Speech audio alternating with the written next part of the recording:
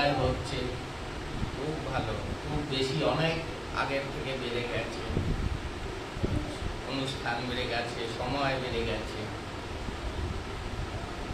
তবে একটা কথা খেয়াল রাখতে হবে যে ঠাকুর কি বলছেন, গুরু যে পথ বলে দেন সেই পথেই চলতে হবে। তাহলে গুরু ঠিক ঠিক যেভাবে গিয়ে দেখিয়েছেন ওইভাবেই নাম করতে হবে। সেখানে নিজস্ব কারিগরি করতে নেই, তাহলে যে ফলটা পাওয়া যায় সেটা পেতে দেরি হয়ে যায়। তাই ঠাকুর বলছেন নাম করবে, যে সুরটা আমি দিয়েছি ওই সুরে করলে কাজ তাড়াতাড়ি হবে। তাহলে আমরা যদি চাই ঠাকুরের কাজ তাড়াতাড়ি হোক, তাহলে সুরটাকে ঠিক রেখে আমাদের নাম সংকীর্তন করতে হবে। আচ্ছা, এবার প্রথমে বলি যে সব জায়গায় এটা জিজ্ঞেস করে, ওই জন্য জিজ্ঞেস করার আগেই বলছি যে আমাদের এখন কর্তব্য কি। ঠাকুর অনেক কিছু বলেছেন, ঠাকুর বিপ্লবের কথা বলেছেন, সাম্যবাদের কথা, সমাজের কথা, ধর্মের কথা, সাধনার কথা। এই সবের মধ্যেও একটা কথা সবসময় পেছনে রয়ে গেছে, যেটা আভাস ঠাকুর দিয়ে গেছে, সেটা হলো তোমরা আমাকে একটু বোঝার চেষ্টা করো। আমি বলি এক, তোমরা বোঝো আরেক। আমার কথাগুলোকে নিজেদের মতন ব্যাখ্যা করে তোমরা সেই মতো কার্যধারা ঠিক করো। আমি যদি আবার তোমাদের বোঝাতে যাই, তখন নিজের সপক্ষে আবার একটা যুক্তি খাড়া করো, তখন আমি তোমাদের বুঝে হাত দিই না, অপেক্ষা করে থাকি কবে তোমাদের বুঝটা লাগবে। তোমাদের সাথে সহজভাবে মিশি বলে তোমার আর আমার মাত্রাগত তফাৎটা তোমরা এখন বুঝতে পারছো না। এর ফলে কবে যে তোমরা সেই পূর্ণ অবস্থায় ফুটে উঠবে সেটা এখন বলা যাচ্ছে না। তাহলে পূর্ণ অবস্থায় যদি আমরা তাড়াতাড়ি পৌঁছতে চাই, তাহলে আমাদের কর্তব্যগুলো সঠিকভাবে ঠাকুরের নির্দেশগুলো পালন করা। এবার ঠাকুরের নির্দেশ সঠিকভাবে পালন করতে গেলে কি করতে হবে? সরাসরি ঠাকুর কি বলছেন সেটা জানতে হবে, লোকের মুখে শুনে নয়। ঠাকুরের বহু ভাষণ আছে, সেগুলো নিজেদের শুনতে হবে। এখানে চর্চার কিন্তু খুব অভাব। নামে যাচ্ছে, অনুষ্ঠানে যাচ্ছে, সব করছে, কিন্তু ব্যক্তিগতভাবে একাকী ঘরে যে সাধনা নিজেকে তৈরি করা, সেটা কিন্তু খুব অভাব। সাধনা মানে শুধু নাম জপ নয়, সাধনা মানে গুরুর নির্দেশিত পথে নিরন্তর চলা। এবার ঠাকুর নির্দেশ কি দিয়েছে? অনেক নির্দেশ। যেমন একটা ঠাকুরের মুখ থেকেই শোনায়, ওটা ফোনে আছে, ঠাকুর বলছেন যে লোকের সমালোচনা খুব সহজ কাজ, এই কাজ তোমরা করবে না। ধারণার বশে চলবে না, কান কথায় চলবে না। কারোর মুখে শুনে দিলে এরকম, অমুকে সেরকম, সেই অনুযায়ী তুমি যদি চলো, তাহলে সে যদি ভুল করে থাকে তুমি কিন্তু লড়তে গিয়ে বলবে। এই জন্য নিজে না জেনে, নিজে না জিজ্ঞেস করে, নিজে না বুঝে লোকের কথায় চলে বিপদে পড়বে না। কিন্তু আমরা কিন্তু এটাই করি, একটু শুনে দিলাম ব্যাস। এর জন্য নিজস্ব সাধনার প্রয়োজন। ঠাকুরের যেমন আমি একটা বইয়ের নাম করেছি পরম বিস্ময় বালক ঠাকুর। ঠাকুর বলছে গুরু সঙ্গ করো। এখন তো গুরু সঙ্গ করা বাস্তবিক ভাবে সম্ভব হচ্ছে না, ঠাকুর তো চোখের সামনে নেই। তাহলে কি করে গুরু সঙ্গ করব? গুরুর জীবনী, প্রাত্যহিক জীবনে তার যে বিধান, সমাধান, নিদান, তিনি কি করছেন না করছেন, এই পরম বিস্ময় বালক ঠাকুর এবং বীরেন্দ্রবাণী, এই দুটো বই পড়লে জানা যাবে। সমাজের বিষয় জানতে গেলে পড়া থাকুক এবং বেদ ভিত্তিক সাম্যবাদ। আর অমৃততে আছে তত্ত্ব, প্রতীকী তত্ত্ব, নিজেকে কি করে তৈরি করা যায়। আর আরো আছে অভিনব দর্শনের বইগুলো আছে, কিন্তু সেগুলো ঘরোয়া কথা, সেগুলো পাবলিকের জন্য নয়। সেই কথা যদি আমরা জনগণের মধ্যে বলি তাহলে সেটা ঠিক হবে না, কারণ সেটা তাদের জন্য প্রযোজ্য নয়। ঠাকুর কি বলছেন, আমি ঠিক করে নিছি, যাদের যাদের আমি দীক্ষা দিছি তাদের কাউকে ফালায় যাও না। তো জনগণকে ঠাকুরের লাভ নেই, তাদের তো ঠাকুর দীক্ষা দেননি। আমার ইচ্ছা আছে আত্মায় না তব দেখানো, এটা জনগণকে জানিয়ে লাভ নেই, তাই না? বাপ বেটা বেটির সম্পর্ক করে নিছি তো বলাবে, আমার উপর ভালোবাসাটা রাখিয়ে তাইলেই হইল। তাহলে এগুলো হলো আর শুধু সন্তানদের জন্য। তাহলে সন্তানরা এইগুলো এই সবই করতে পারে, কিন্তু বাইরের লোককে যদি দিতে হয় তখন দিতে হবে পরম বিস্ময়, বীরেন্দ্রবাণী, প্রভুর নির্দেশ, করা চাবুক, অমৃত, এইসব এবং বেদভিত্তিক সাম্যবাদ। তারপরে প্রচারের পথটা কি বলতে হবে এটাও কিন্তু জানা উচিত। এখানে কোনো সিস্টেম নেই যে একটা ঠিক করে দিল যে সংগঠন থেকে এর বাইরে তোমরা বলবে না, এই যেখানে যাও এই রুটিন মেনে, এই রুল মেনে তোমাদের বক্তব্য হয়, তা নয়, যে যা খুশি করে। যেমন ঠাকুরকে যখন ঠাকুর সম্বন্ধে বলতে যায় তো বলে দিল সস্তা, জনগণ কেন মানবে? তাদের বিশ্বাস অন্য গুরুতে, অন্য ভগবানে।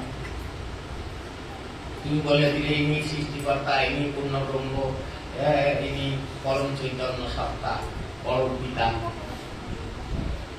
বলতে পারো না। কি করে বলবে? বলবে যে আজ অবধি ধর্মের ব্যাপারে বা সমাজের ব্যাপারে বা সংসারের ব্যাপারে যত রকমের সমাধানের কথা আমরা জেনেছি, করেছি, তার মধ্যে সত্যিকারের সমাধান পাইনি। সেগুলো বিশ্বাস, ভয়, ভীতি এগুলোর উপর দাঁড়িয়ে আছে। কিন্তু একমাত্র আমার গুরুর কথার মধ্যে আমি যুক্তি, গণিত, সুর এবং বিজ্ঞান খুঁজে পেয়েছি। আমার জীবনের সমস্যার সমাধান নিয়ে এসেছে তার বাণী, এই জন্য আমার কাছে তিনি সর্বশ্রেষ্ঠ। এটা বলতে অসুবিধা নেই, কিন্তু লোকের উপর চাপিয়ে দিতে পারো না তিনি সস্তা। তাকে বোঝাতে হবে, তাকে তার তত্ত্ব দাও। ঠাকুর কি বলছে, আমাকে জগৎবাসী চিনবে আমার তত্ত্বের মাধ্যমে, বিভূতি দিয়ে না। ঠাকুর গলা থেকে জোড়া দিয়েছেন এই যে ঠাকুরকে বড় করার প্রয়োজন। ঠাকুর বড় এমনি আছে, সেটা ওই তত্ত্বটা জানালে লোকে বুঝবে, দেখায় রাখি। তাই এই যে থেকে বলছিলাম যে অনুষ্ঠান হয় এখন, কাউকে আঘাত দেওয়ার জন্য বলছি না, সবেরই প্রয়োজন আছে, গান বাজনা, নাচ সবই হয়, কিন্তু বেশি করে তোমরা এটা করো, সকাল থেকে সন্ধ্যে অব্দি বা রাত অব্দি অনুষ্ঠান করবে, ঠাকুরের তত্ত্ব নিয়ে পাঠ করো আর নাম করো। অনাবশ্যক গান করে কোনো লাভ নেই। তত্ত্ব পাঠ করো, জনতাকে জানাও ঠাকুর কি সমাধান দিচ্ছেন এই জগতের জন্য, এটা তো জানতেই পারছে। তুমি 56 দিনের নাম করছো, তত্ত্বটা করি, 56 দিনের তত্ত্ব করি। ঠাকুর যে বললেন যে আমার তত্ত্বের মাধ্যমেই লোকে আমায় জানতে পারবে, এটা নিউ লাইট। সেই নিউ লাইটটা জগৎকে দেওয়ার জন্য তোমাদের কর্মকর্তা কই? এইরকম করবে যে সকাল থেকে রাত অব্দি এক একজন আসবে, সবাই খুশি হবে। যারা সুন্দর পাঠ করতে পারে তাদের হাতে ঠিক করে দেবে, যা খুশি তাই না, যে এটা তুমি আজকে এটা করবে। সবাই ভাগও নিতে পারবে আর জনগণকে আনতেও পারবে। তাদের তত্ত্বের উপর বেশি জোর দিতে হবে। আর কি আমরা বলছি সাম্যবাদের কথা। হ্যাঁ, সন্তান দল সাম্যবাদ নিয়ে আসবে। এবার কি বললাম, কয়েকদিন আগে বলছিলাম সূর্যের থেকে যখন আলোক রশ্মি পৃথিবীর দিকে আসবে তখন কিন্তু যখন সূর্যের থেকে বেরোয় ওগুলো সব তাপ সমান থাকে না, বেশি কম থাকে। ওই ফোটন কণা আসার পথে ওরা নিজেদের মধ্যে সমতা বিধান করে ভাগাভাগি করে নিয়ে সমানভাবে এসে তাপটা গায়ে করে। যদি ওইটাই রয়ে যেত, এখানটা বেশি লাল হয়ে গেল, এখানটা কালো হয়ে গেল, এরকম যেখানে সেখানে যেরকম সেরকম তাপ। কিন্তু ওরা সাম্য তাপের মধ্যে নিজেদের মধ্যে ভাগ করে নিয়ে সমানভাবে এসে করলো, তখন সেটা কার্যকরী হলো জগতের উপর। তাহলে সন্তান দলকে কি করতে হবে? আগে নিজেদের মধ্যে সমতা আনতে হবে। আমরা নিজেদের মধ্যে ঠাকুরকে সমানভাবে ভাগ করে দেব, ঠাকুরের তত্ত্বকে, নামকে নিজেদের মধ্যে প্রেমের বন্ধনে, সুরের বন্ধনে নিজেরা কই, সেটা তো দেখতে পাওয়া যায় না। বেশি দেখতে পাওয়া যায় বিরুদ্ধতা। আমি গুরু ভাইকে দেখলাম, ঠাকুরের শিষ্য, দেখো পাড়ার লোক, তুমি গেছো দার্জিলিং বেড়াতে, দেখবে পাড়া একটা লোক বাজারে যায়, আসে, ওর সাথে কোনোদিন কথাও হয় না। কিন্তু দার্জিলিং এ বেড়াতে গিয়ে দেখলে ওই লোকটা গেছে পরিবারে, আরে দাদা আপনি এখানে, খুশি হয়ে গেল, কেন? আমার জায়গার লোককে পেয়েছি। তেমনি ঠাকুরের শিষ্যকে দেখে, সন্তানকে দেখে, এটা আমার লোক, এটা কেন নেই? তাহলে নিজেকে আগে প্রেমিক করো, তারপরে জগৎকে প্রেম শেখাও। নিজে আগে সাম্যবাদী হও, তারপর সাম্যের কথা বলো। নিজের দলাদলি বোঝাও, তারপরে একতার কথা বলো। কি যেন স্লোগান দেয়? দলাদলি ভুলে যাও, ভেদাভেদ ভুলে যাও। কোথায় ভেদাভেদে ভর্তি?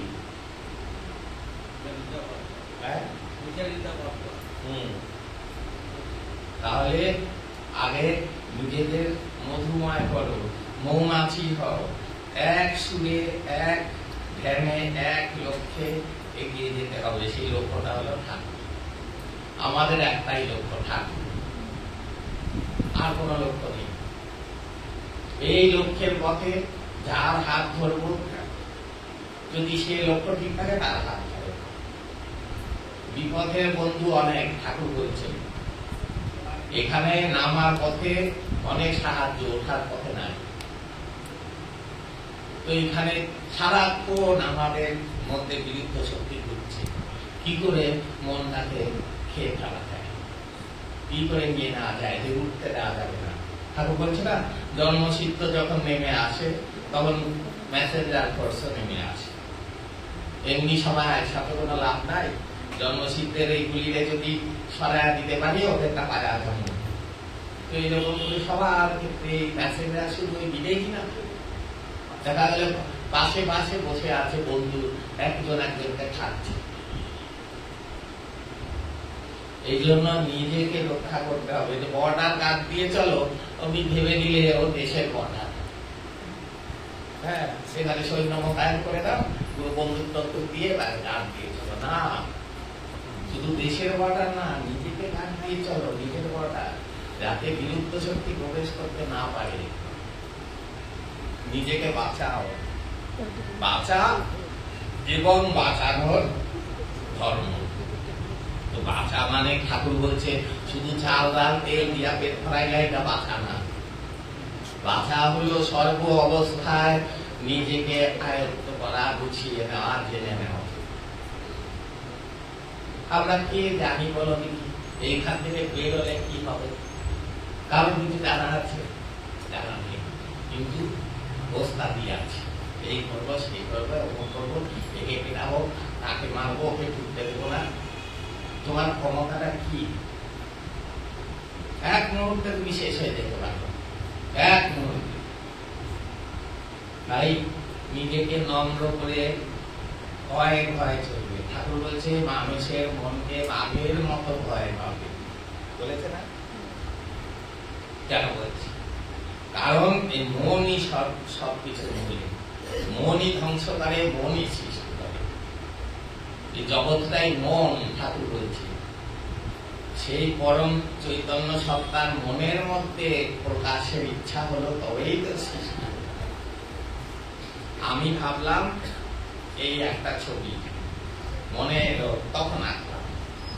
মনের মাঝে একটা সুর বেজে উঠলো, তখন সেটা প্রকাশ করলাম গলা দিয়ে। তাহলে সবের মূলে মন। মন যদি বেসুর নিয়ে জমা করে, তার বহিঃপ্রকাশটাও বেসুরই হবে।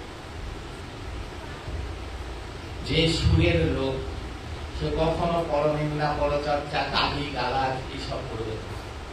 সে জানে এগুলো আমরা নষ্ট করছি।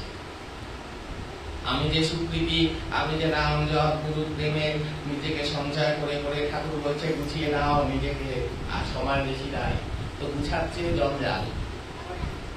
ওই যে রাস্তায় বস্তায় করে কাগজ করে, নোংরা কাগজ বই হচ্ছে।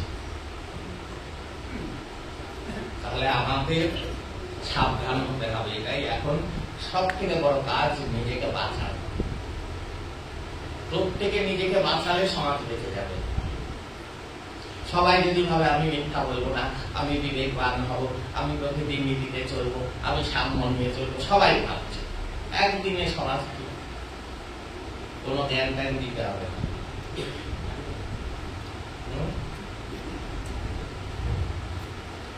কিছু বলবেন? জিজ্ঞেস করতে পারে।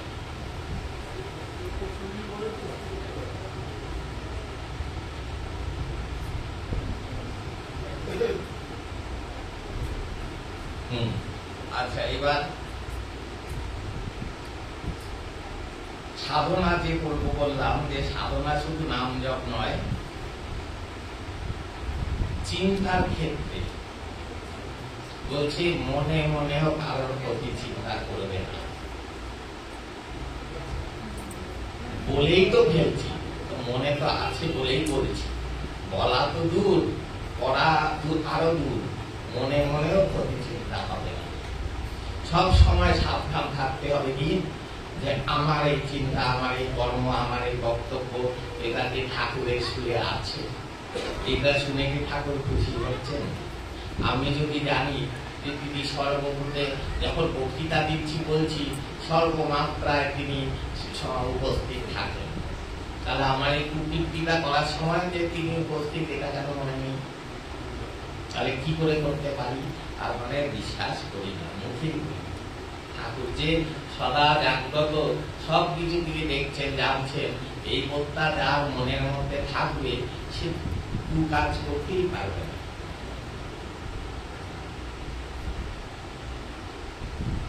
সেই জন্য নিজের কাছে নিজেকে ভালো হতে হবে, লোকের কাছে না। ঠাকুর বলছে তুমি যদি খুশি হও তাহলে জগৎ খুশি। আত্মতুষ্টি কিসে? আমি আমার উপর খুশি আছি। আমার মনে বলছে কে সুখী, তার জীবনে শান্তি। কারোর সাথে আমার দেনা পাওনা নাই, কারোর সাথে আমার ঝগড়া নাই।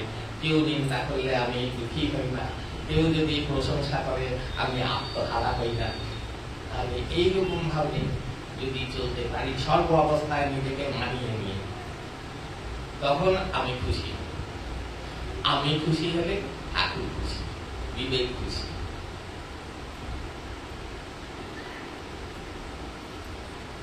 এবার প্রশ্ন আর কত বক্তব্য করবো? বেশি গভীরের কথা বলে লাভ নেই, তখন সেই চৈতন্যের কণা নাম জপে চলে যেতে হবে।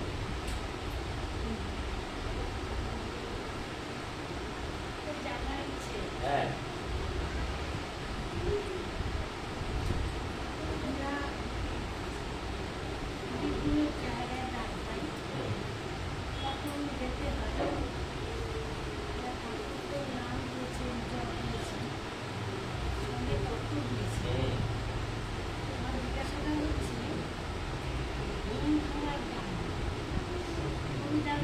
কোশ্চেনটা এখানে করো, শুনতে পাচ্ছ না?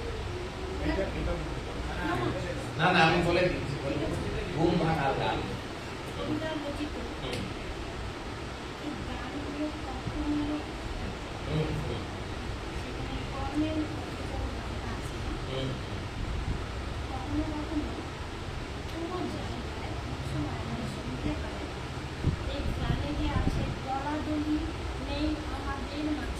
এক্ষুনি বললাম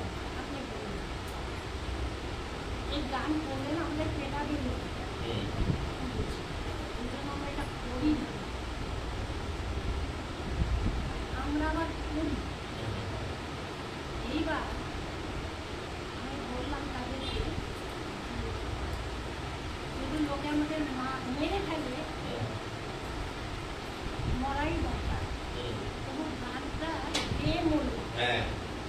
আর যদি গানটা না গিয়ে বেঁচে থাকি, ওটা কি বাঁচা? না, এটাই তো বলছি যে গান গাইবে, নিজেকে গানের মতন সুরে বাঁধবে। প্লাস তত্ত্বটা তুমি বলেছেন, গানের ভিতরে যদি তত্ত্ব থাকে, বিবেকের তত্ত্ব, মানে না বুঝে গায়ে বলেই এই অবস্থা।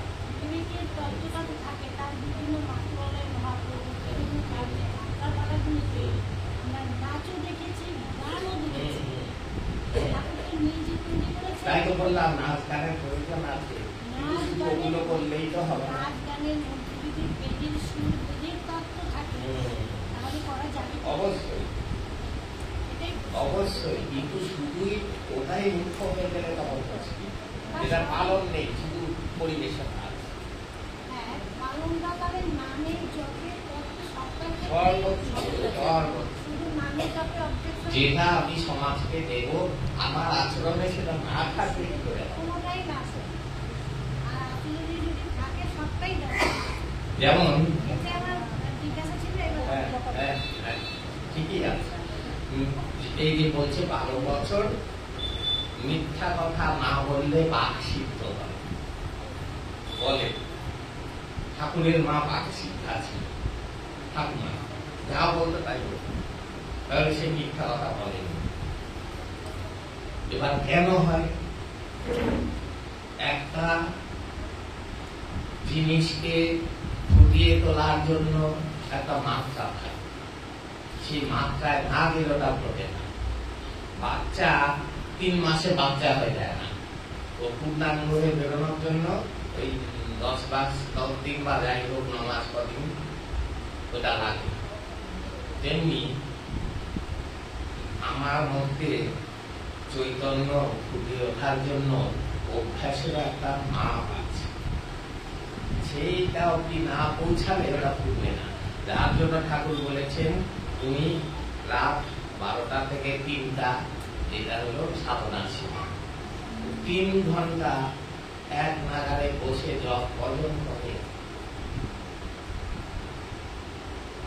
করে দেখুন, 1 মাস কিছু হয় কিনা। একভাবে এক আসনে 3 ঘন্টা বসতে হবে, তারপরে আমি যদি বুঝিটা ঠাকুর তো আসেন না, সারা দেন না, আমি কইলাম শুনলো কি শুনলো না, বাবা আপনি একটু কইয়া দেন না ঠাকুরকে, দেন। কারণ যোগাযোগ নেই, মুখেই বলছে হ্যাঁ আমি ঠাকুর ছাড়া কিছু বুঝি না, মিথ্যে কথা। ঠাকুর ছাড়া যে বুঝবে না, আর জীবনযাত্রাই অন্যরকম, অসুবিধার মতো হবে, ফায়দার মতো হবে। তাহলে এই যে 12 বছরে যে বললাম, তেমনি এই নাম জপ এগুলো বলছে যতক্ষণ না জপের খরা পূর্ণ হচ্ছে ততক্ষণ হবে না। যেই পূর্ণ হয়ে যাবে অমনি ঢং করে ঘন্টাকে চলবে, ঠাকুর বলছে। তাহলে সেই জায়গাটা পৌঁছানোর জন্য রোজকার অভ্যেসটা তো প্রয়োজন। আমি কর্ম করব না, আমি কৃপা পাবো, এটা তো হবে না। কৃপা মানে করে পা, বিপদ করে পা, এটাই কৃপা। তাহলে নিষ্ঠা করে রোজ এই নামে জপে তত্ত্বে নির্দেশ পালনে নিজেকে নিয়োজিত করতে হবে, তবে সারা ঘরে বসেই পাওয়া যাবে ঠাকুরের কথা। ঘরে বসেই বিশ্বের ফুল তোমার মনে বেড়ে উঠবে, অমৃততে আছে। মেরুদণ্ডের মধ্যে এমন একটা বিষয়বস্তু দিয়ে তৈরি একটা শ্বাস, যার মধ্যে আজ্ঞাচক্রে সূর্য চিন্তা করলে বিশ্বের সারাটাই ওর মধ্যে বাড়ি খায়। তখন এখানে সব দর্শন, কার দর্শন হচ্ছে? এই যে ঠাকুর বললেন যে পূর্ণিমার চাঁদ, রাজহাঁস, সাদা পদ্ম, জ্যোৎস্না, সমুদ্রের জল, রূপালী একদম, সেইটাই হলো আজ্ঞাচক্রের খোরাক। এই চিন্তা দ্বিদলে করবে, আর সকালে সমুদ্র থেকে থালার মতো সূর্য উঠছে, চিন্তা করে জপ করেন দেখে হাত তুলে বলুন। আমি বলি হ্যাঁ, ঠাকুরকে চিন্তা করলে হয়তো জানি তো এটা তো করতে হবে। প্রকৃতির নিয়মে যেমন আছো, তখন প্রকৃতির জিনিসেরও সাহায্য লাগবে। এবার ঠাকুরকে চিন্তা করার তো সোজা না। চিন্তা করে দেখ, কি পূর্ণাঙ্গ ঠাকুরকে চিন্তা করতে পারিস কিনা দেখবি, হাত নেই, কখনো পা নেই, পুরো পূর্ণাঙ্গ ঠাকুর। এটা একটা ঘটনা আছে। একজন ওস্তাদ গায়ক শহরের, সে গেছে জঙ্গলে এক সাধক গায়কের কাছে গান শোনাতে।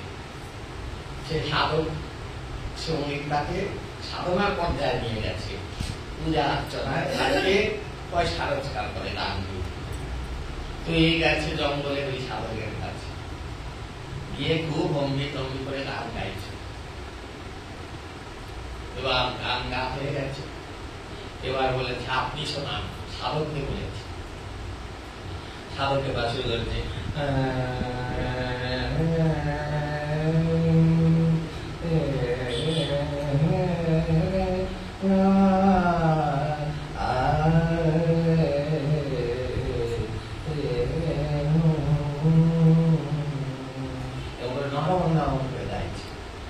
এবার যতই ওর গান এগোচ্ছে, এর এরকম ভাব ততই এরকম হয়ে যাচ্ছে। হ্যাঁ, হতে হতে হতে মাটির কাছে চলে যাচ্ছে। তারপর চোখের জল, তারপরে ও গান শেষ করেছে, পায়ে করেছে। বলে আমি কি দেখলাম? বলে কি দেখলেন? সাধক জিজ্ঞেস করছে। আমি দেখলাম আপনার যত গান এগোচ্ছে, ততই মা সরস্বতী রূপ পেছনে গঠন হচ্ছে, তৈরি হচ্ছে। গান শেষ হচ্ছে, তিনি আরো রূপ নিচ্ছেন। তাই দেখলে শেষে কি দেখলেন? বলে সবই দেখলাম, কিন্তু একদম শেষে এই বিনা ধরা হাতটা, ওইটা গঠন হয়নি। বলে ওইটারই সাধনা আমি করছি এখন। পূর্ণাঙ্গ সরস্বতীকে এখন আনতে পারিনি, আর ওই বেলা শহরের ওস্তাদ ওই গান নিয়ে ভাবছে আমি বিরাট। তো ওইরকমই পূর্ণাঙ্গ ঠাকুরকে আনতে গেলে অনেক এগুলো লক্ষ্য করে ভালো।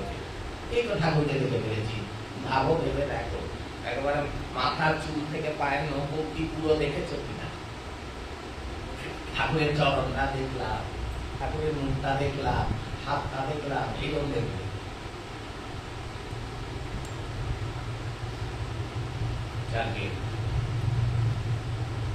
আমার কিছু প্রশ্ন লাগে।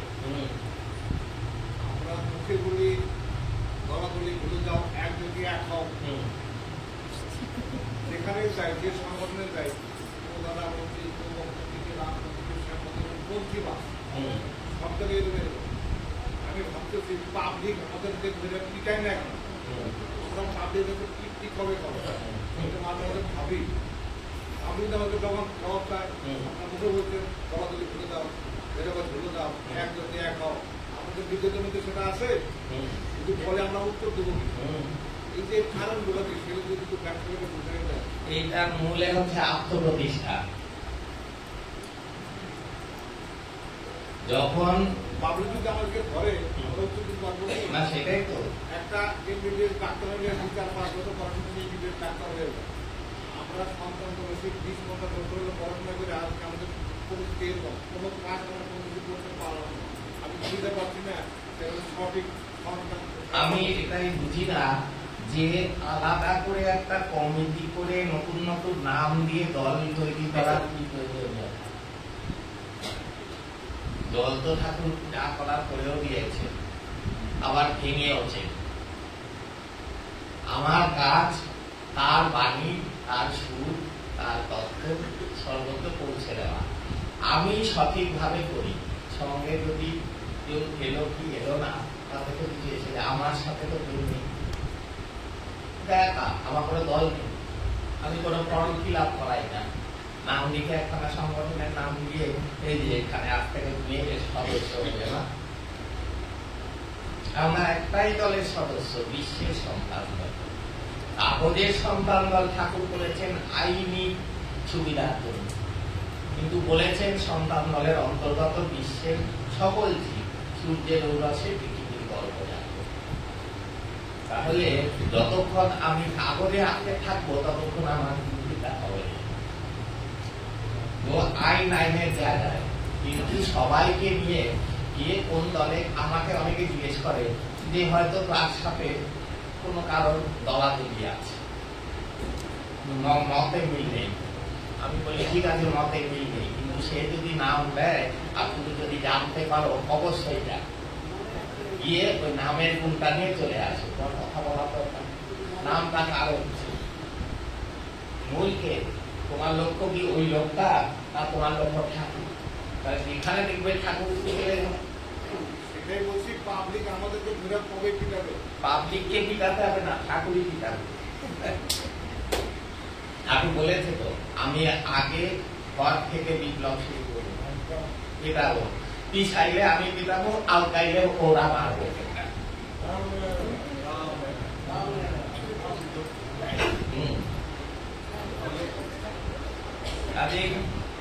এইসব আর করার সময় নেই। এই দলা যদি ও কি বললো, যে ছুড়ে মেয়ে ঠাকুর বলছেন দেখবে, যদি গন্ডগোল করে বার করে দেবে, পরিষ্কার কথা। তুমি বার করতে হবে না, ঘাড়ে ধরে মন থেকে বার করে দেবে।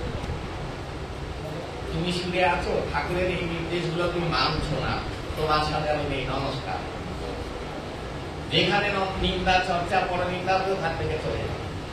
যদি ঠাকুরের শিষ্য হয়ে থাকে, সন্তান হয়ে থাকে, ঠাকুরকে যদি সর্বে সর্বা বলে মেনে থাকে, তাহলে ঠাকুর যে নির্দেশ দিয়েছে ওগুলো মানবে। কে খুশি কে অখুশি কিছু দেখা প্রয়োজন, নইলে নিজে ডুববে, আরেকজনের জন্য ডুববে, সেও ডুববে, তুমিও ডুববে।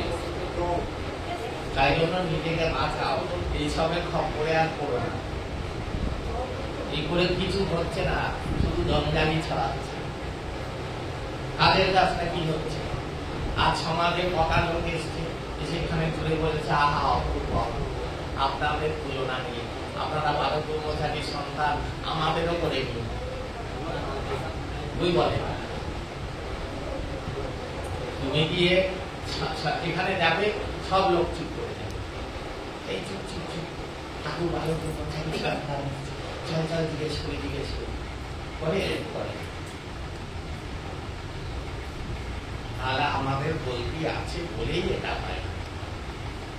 এখন অব্দি আমি অনেকবার বলেছি অনেক জায়গায় যে আজ অব্দি সমাজের বুকে একজনও নেই যাকে দেখে একটা সবাই দাঁড়িয়ে বলবে যে এই দেখো, এনার কথা শুনবো, এনার মতে চলবো, ইনি আমাদের কি গাইড করছেন ঠাকুরের হিসেবে। কোথায়? এত বছর হয়ে গেল, এত তত্ত্ব, এত নাম, এত সংগঠন, কিন্তু একটা পিলার বেরোলো না। ঠাকুর বলছেন সৃষ্টি, এই আদিত্যনাথ বাবা বলছে সৃষ্টির খিলান যে সকল মহাপুরুষরা ধরে আছে, তাদের বিশ্বাস এবার সেই পরম শক্তি তোমাদের বাংলার বুকেই আসছে। এই পিলার কি? সৃষ্টির পিলার। ঠাকুর বলছে প্রকৃতির নিয়মে যারা চলে সেইরা, তারা তারপরে পরিশেষে গিয়ে তারাই প্রকৃতি হয়ে যায়, মিশে যায়, তখন সৃষ্টিটা তারাই চালায়। সেই রকম ওই যে তোমরা কে কত মিথ্যা কথা বলছো, কে কত সরসাধুরি করছো, পরচিন্তা চর্চা করছো, সব কিছুর হিসাব হচ্ছে। কে কত জপ করছো, নাম করছো, সব সেই অনুযায়ী স্থান দেওয়া হয়। কিন্তু ঠাকুরের শিষ্যদের স্থান দেওয়া আর কেউ নেই, ঠাকুর নিজে। কিন্তু এটাও বলেছেন, যদি আমি যা বললাম যদি শোনো তাহলে ভালো, নইলে আমার কিছু করার নাই। আমি যদি খুশি না থাকি প্রকৃতি আটকাইয়া দিব। কিন্তু ঠাকুরজি বলেছেন পার করে দেবো, এটা থেকে জন্ম মৃত্যু সব পার করে দেবো, কথা দিয়েছেন, ঠাকুর পার করে দেবো। আমি একটা লিখেছিলাম যে ঠাকুরের মনের বেদনা, সেটা লিখেছিলাম। লোকে ভুল করে ভেবেছে ওটা মানে পোস্ট করে তলায় ঠাকুর বালক মশাই লিখে, ওটা ঠাকুরের মানে কথার উপর বেস করে আমি গুছিয়ে একটু লিখেছিলাম। তাতে লিখেছিলাম যে আমি চেয়েছিলাম তোমরা শিক্ষক হয়ে ওঠো, সমাজকে তৈরি করো তোমরাই, কিন্তু তোমরা ছাত্র হতে পারলে না। শিক্ষক অত দূরের কথা। ছাত্র কি মানে যে পাঠ করে, পঠন পাঠন করে, কোথায়? তার মনের বেদনা এই যে তোমরা নিজেদের সুন্দরভাবে যে তৈরি করছো না, এটাই আমার দুঃখ। আমি বস্তা ভর্তি করে নিয়ে এলাম, এখানে নেওয়ার লোক নেই, একজনও পেলাম না মনের কথা বলার।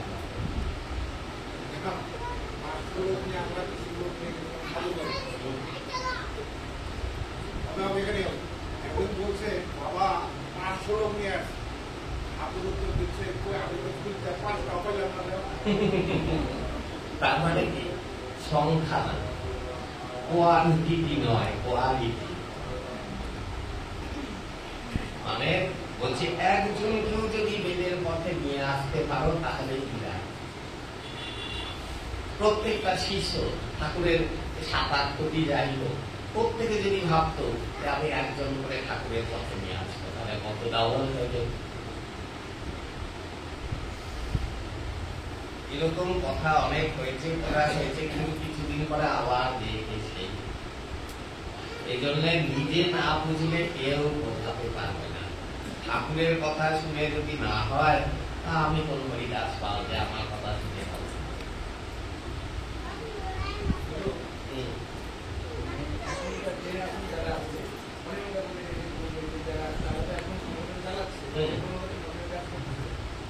আমাদের যে জেনারেশনটা তৈরি হচ্ছে সেই জেনারেশনের লোক প্রচুর কম, মানে আর কি এই যে অনেক মানে একটা এজে আসার পর যখন আমরাই সংগঠন চালাবো সেরকম টাইমে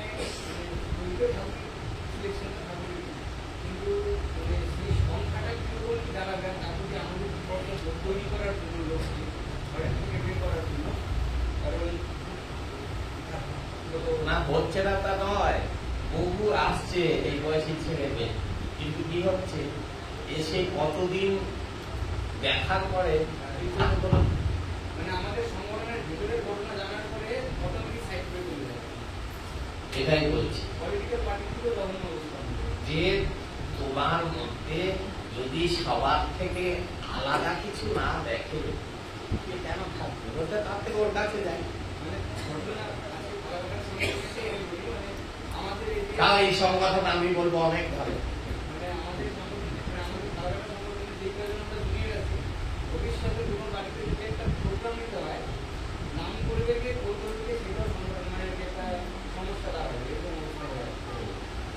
সংখ্যাটা এরকম অবস্থা পরিবেশে আমাদের পদ্ধতি কীভাবে করা যায়?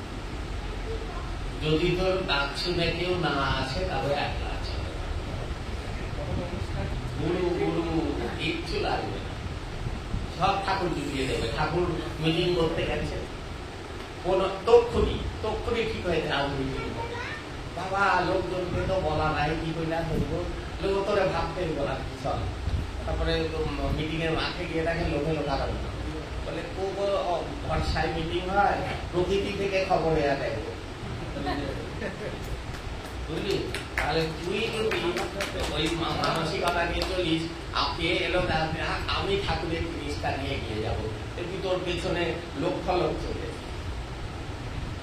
আসবে, শুধু সৎভাবে এগিয়ে যাও।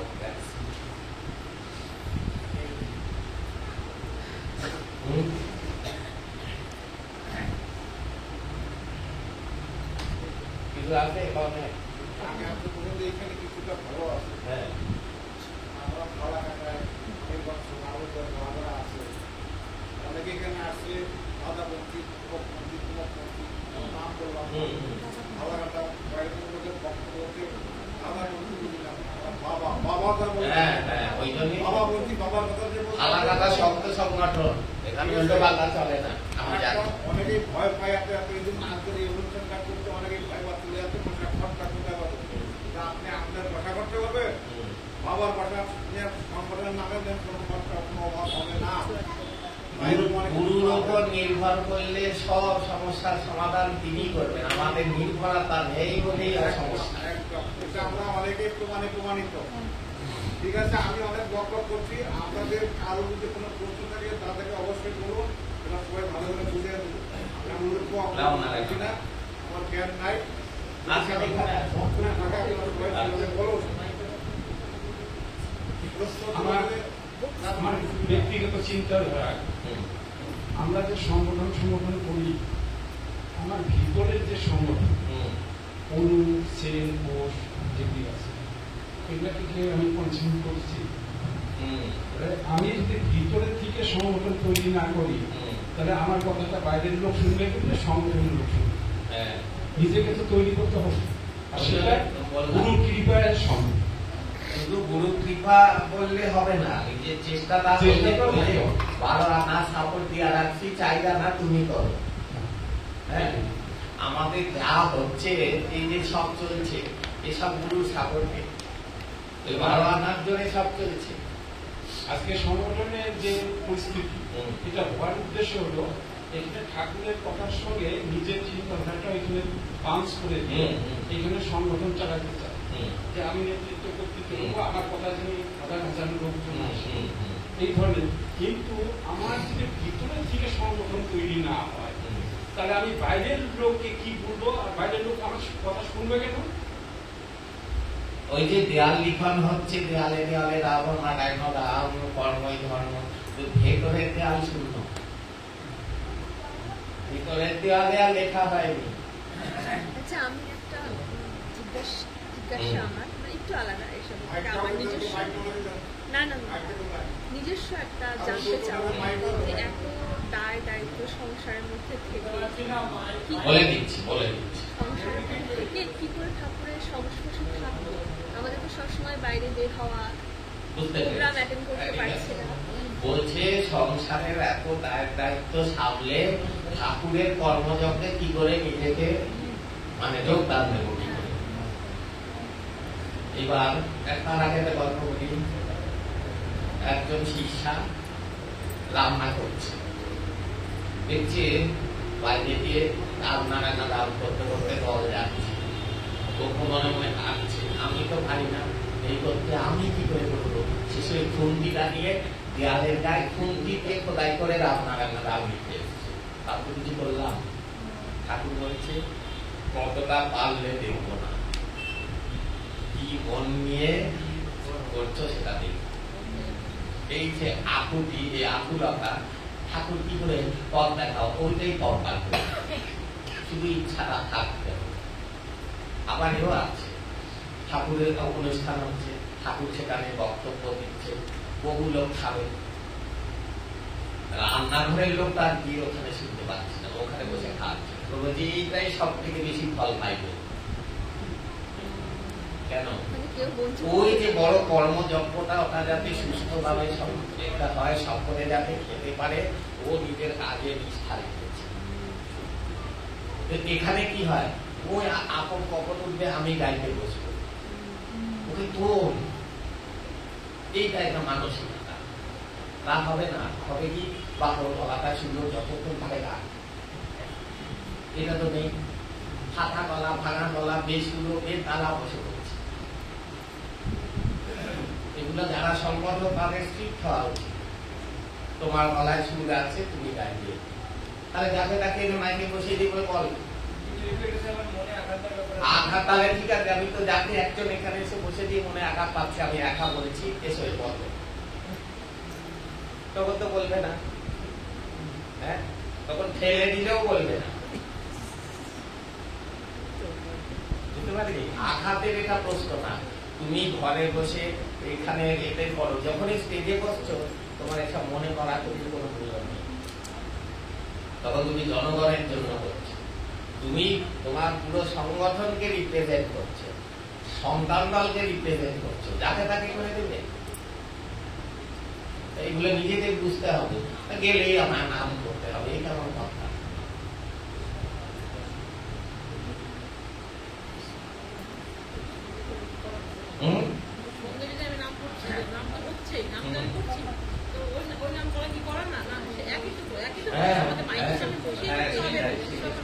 আমাদের উদ্দেশ্য হবে সম্পূর্ণ অনুষ্ঠানটা যাতে সাফল্যমণ্ডিত হয়।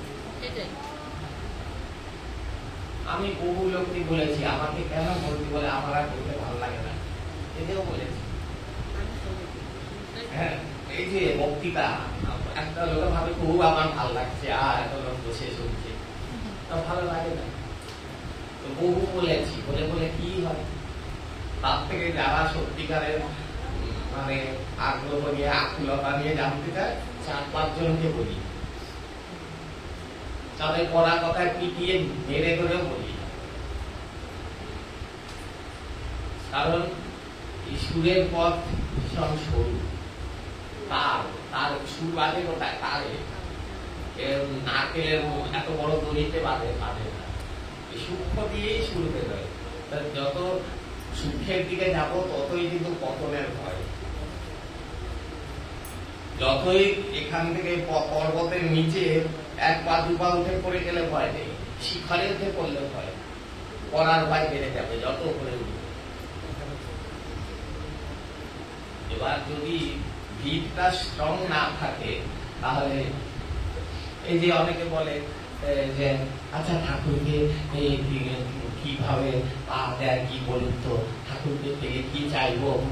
দেখো আমার যে কর্মের ধারা সেই অনুযায়ী আমার একটা বুঝ, সেই বুঝ অনুযায়ী আজ আমি একটা জায়গায় পৌঁছেছি। তুমি কিছু ওগুলো করনি, তুমি তুমি করে আমার মুখ থেকে শুনে নিয়ে ওটা বলতে দিলে, কিন্তু শূন্যের মধ্যে প্রাসাদ করে ধপাস করে পড়বে, তোমার তো ভিত নেই। এই জন্য গভীর কথা বলাও নিষেধ, কারণ তার কানটা এগিয়ে গেল, মনটা এগিয়ে, শুধু কানে শুনলো বাবা এত বড় ব্যাপার, কিন্তু তার তো তৈরি নেই ভেতর থেকে, ওই জন্য হজম হবে না। হ্যাঁ, ওই জন্য ওই সব কথা বলাও যায় না, রেখে থেকে চেপে বলতে হয়। কিন্তু বলা যায় যারা সত্যিকারে জানতে চায় আকুল, তাদের বলি এই যে এখানে এত লোক বসে আছে, বলছে প্রশ্ন করে, আর কোনো প্রশ্নই নেই। কি করে ঠাকুরকে উপলব্ধি করবো জিজ্ঞেস করতে পারত, জবে কি করে মন বসাবো জিজ্ঞেস করতে পারত। ঠাকুর যে বললেন 3টের সময় আমার তাই, তোরা দিতে আনতে ভাঙলে আসবো, কি করে দেখা যায় কেউ জিজ্ঞেস করে না, কারণ কেউ জানেই কজন, ওই চিন্তাই নেই। চিন্তা আছে কি করে আমার সব সংসারে ঠিকঠাক হবে, চাকরি বাকরি, বউ বাচ্চা, স্বামী স্ত্রী, পেট খারাপ, জ্বর, পরীক্ষা, চাকরি, এইগুলো ঠিক থাকলেই হবে।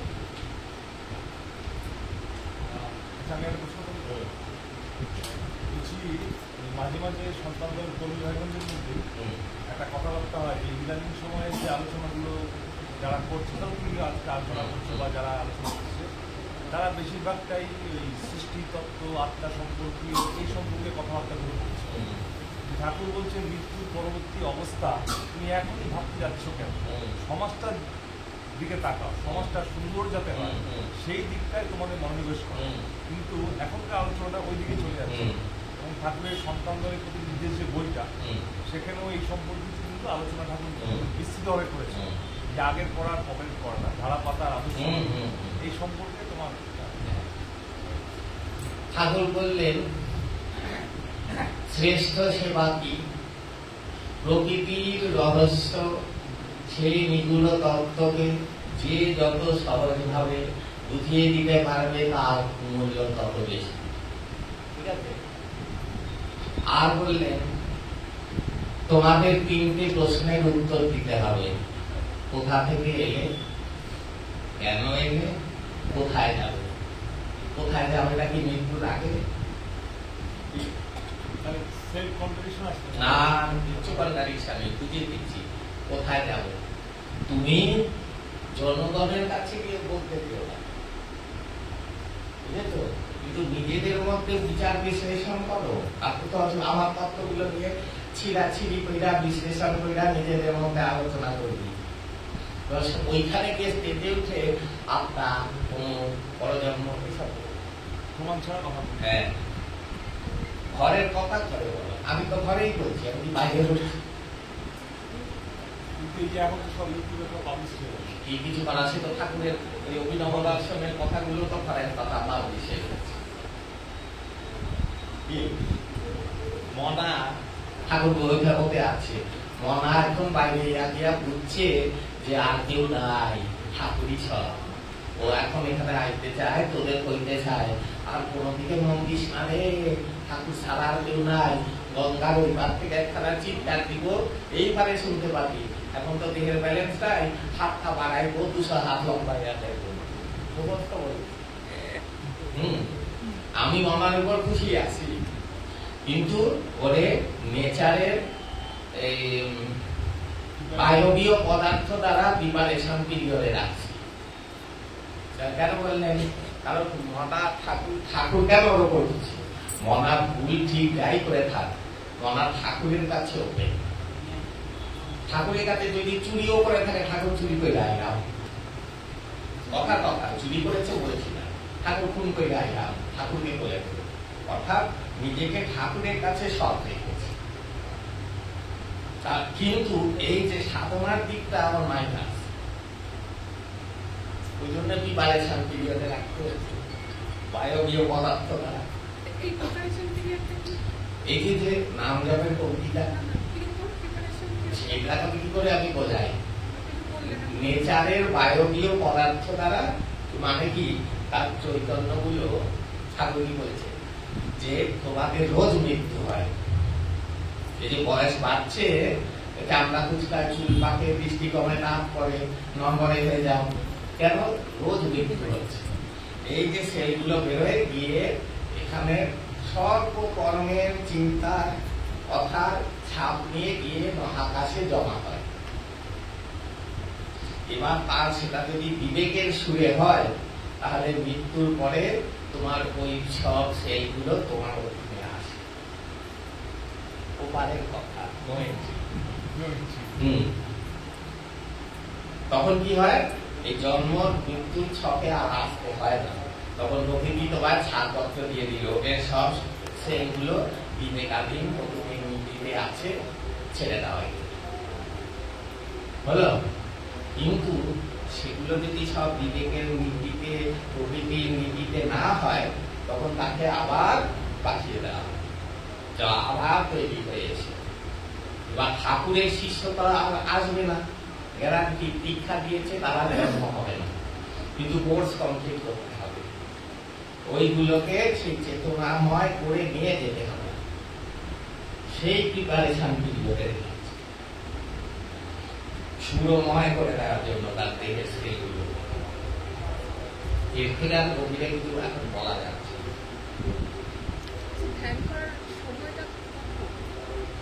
ওই যে বললাম 12টা থেকে 3টে জব করার সময় সর্বক্ষণ ধ্যান আর জব এক না।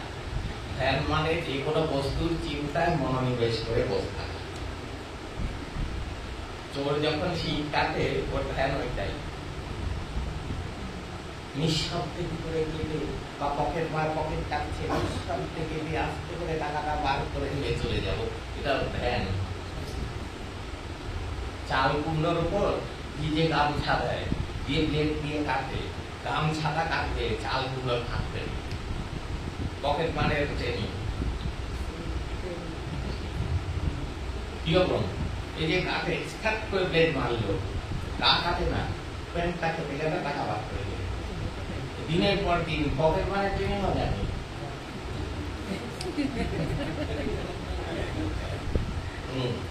তাহলে সবটাই সাধনা।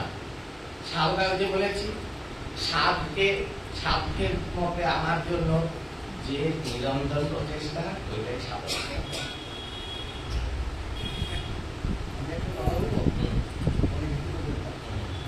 আমাদের সন্তান দলের ভিতরে নানা রকম গ্রুপ বাড়িতে ওই দাদা গ্রুপকে, এই দাদা গ্রুপকে, এই দাদা গ্রুপ সন্দেহ খারাপ করে ভিক্ষা করে সাজানো লাগা। এই হালটা আপনি করেন, আমার কোনো ক্ষমতা নেই। কেন আপনি পারবেন? হাল ঠাকুর করেই আছে, সময় মতন আপনি একমাত্র পারবেন। আমার কোনো ক্ষমতাই নেই। বলছি তো, আমি যে বলছি এটা ঠাকুরের দয়াতে করেছি, আর তিনি না বলালে আমার এক পণ্য ক্ষমতা নেই। যা বলছি ঠাকুরেরই তো কথা, আমার কি আছে? যেতে আসতে পারেন, যারা অবস্থা দাঁড়াইছে খুব খারাপ লাগে আর কি। সব সময় মতো হয়ে যাবে, কিচ্ছু চিন্তা করতে হবে না, ঠাকুরের কারোর প্রয়োজন নেই। বলেছে তো যে আমি একাই যথেষ্ট, আমার কারোর প্রয়োজন নাই। প্রয়োজনে কেউ যদি না নামে আমি একাই নামবো, প্রকৃতিকে দিয়ে বিপ্লব করাবো। বলেছে তো, উনি চিন্তা করতে হবে না। ঠাকুর এরকম বসে আছে, বসে গল্পটা বলি। কলা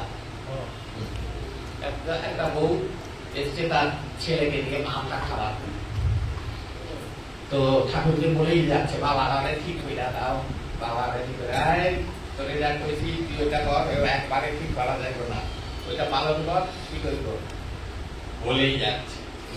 তখন একজন কলার কাঁদি নিয়ে ঠাকুরের কাছে এসছে, অনেক কলা। ঠাকুর লাঠিটা নিয়ে কলার উপর ঢুকিয়েছে, ঢুকিয়ে বলছে এগুলো দেখবি, সব কলা ছাড়াই যা।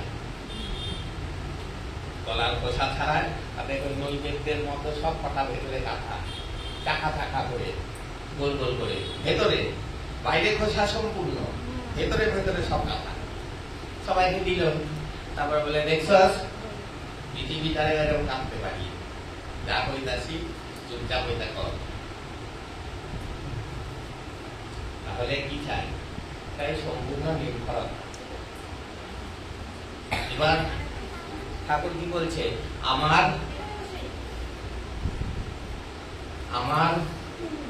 ছায়ার সাথে যারা ছায়া হয়ে যাবে, নিয়ারেস্ট, তাকে বলবো আমার মনের কথা। আমি বলা মাত্র যার দর্শন হয়ে যাবে। তার মানে কি কথা? বলা মাত্র দর্শন মানে কি? অর্থাৎ ঠাকুরিটা বলেছেন এটাই হবে, এটাই হয়ে গেছে, কোন দ্বন্দ্ব নেই। ঠাকুরিটা বলেছেন মানে এটা ঘটে গেছে। আর ছায়ার সাথে ছায়া, অর্থাৎ ছায়ার কোনো নিজস্বতা নেই। দেহ যেরকম যাবে, ছায়াও সেরকম যাবে, তাই তো? অর্থাৎ ঠাকুর চিন্তা করবে, শিষ্য সেটা করবে। ঠাকুর ভাববে, ওর কর্ম হবে। এইরকম বলতেও হবে না, ঠাকুরের চিন্তা তার কর্ম। এইরকম যখন হবে, তখন ঠাকুর তার মনের কথা বলবে। এখন কি বলেন, অনেক 20 বছর লাগে আমার নামাই,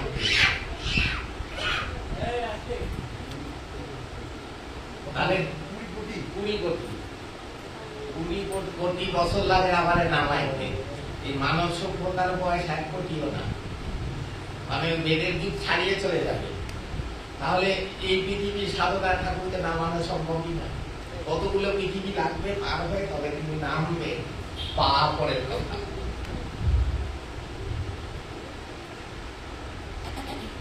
গায়ত্রী কেন বললো, প্রভু তুমি নিচে নেমে এসে কথা বলো, আমি বুঝছি না।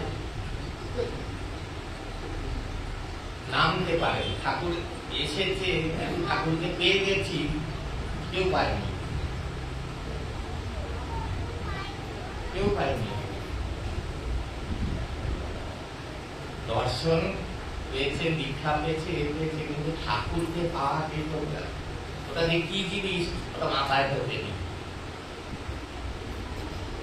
ওই যে অশ্বিনী চ্যাটার্জি বলছিলাম, যে অশ্বিনী চ্যাটার্জি এত বড় সাধক, আর দৃষ্টান্ত দিচ্ছে ঠাকুর যে তোমরা অশ্বিনীর মতো হও, সেই অশ্বিনীও যতদিন জীবিত ছিল বোঝেনি।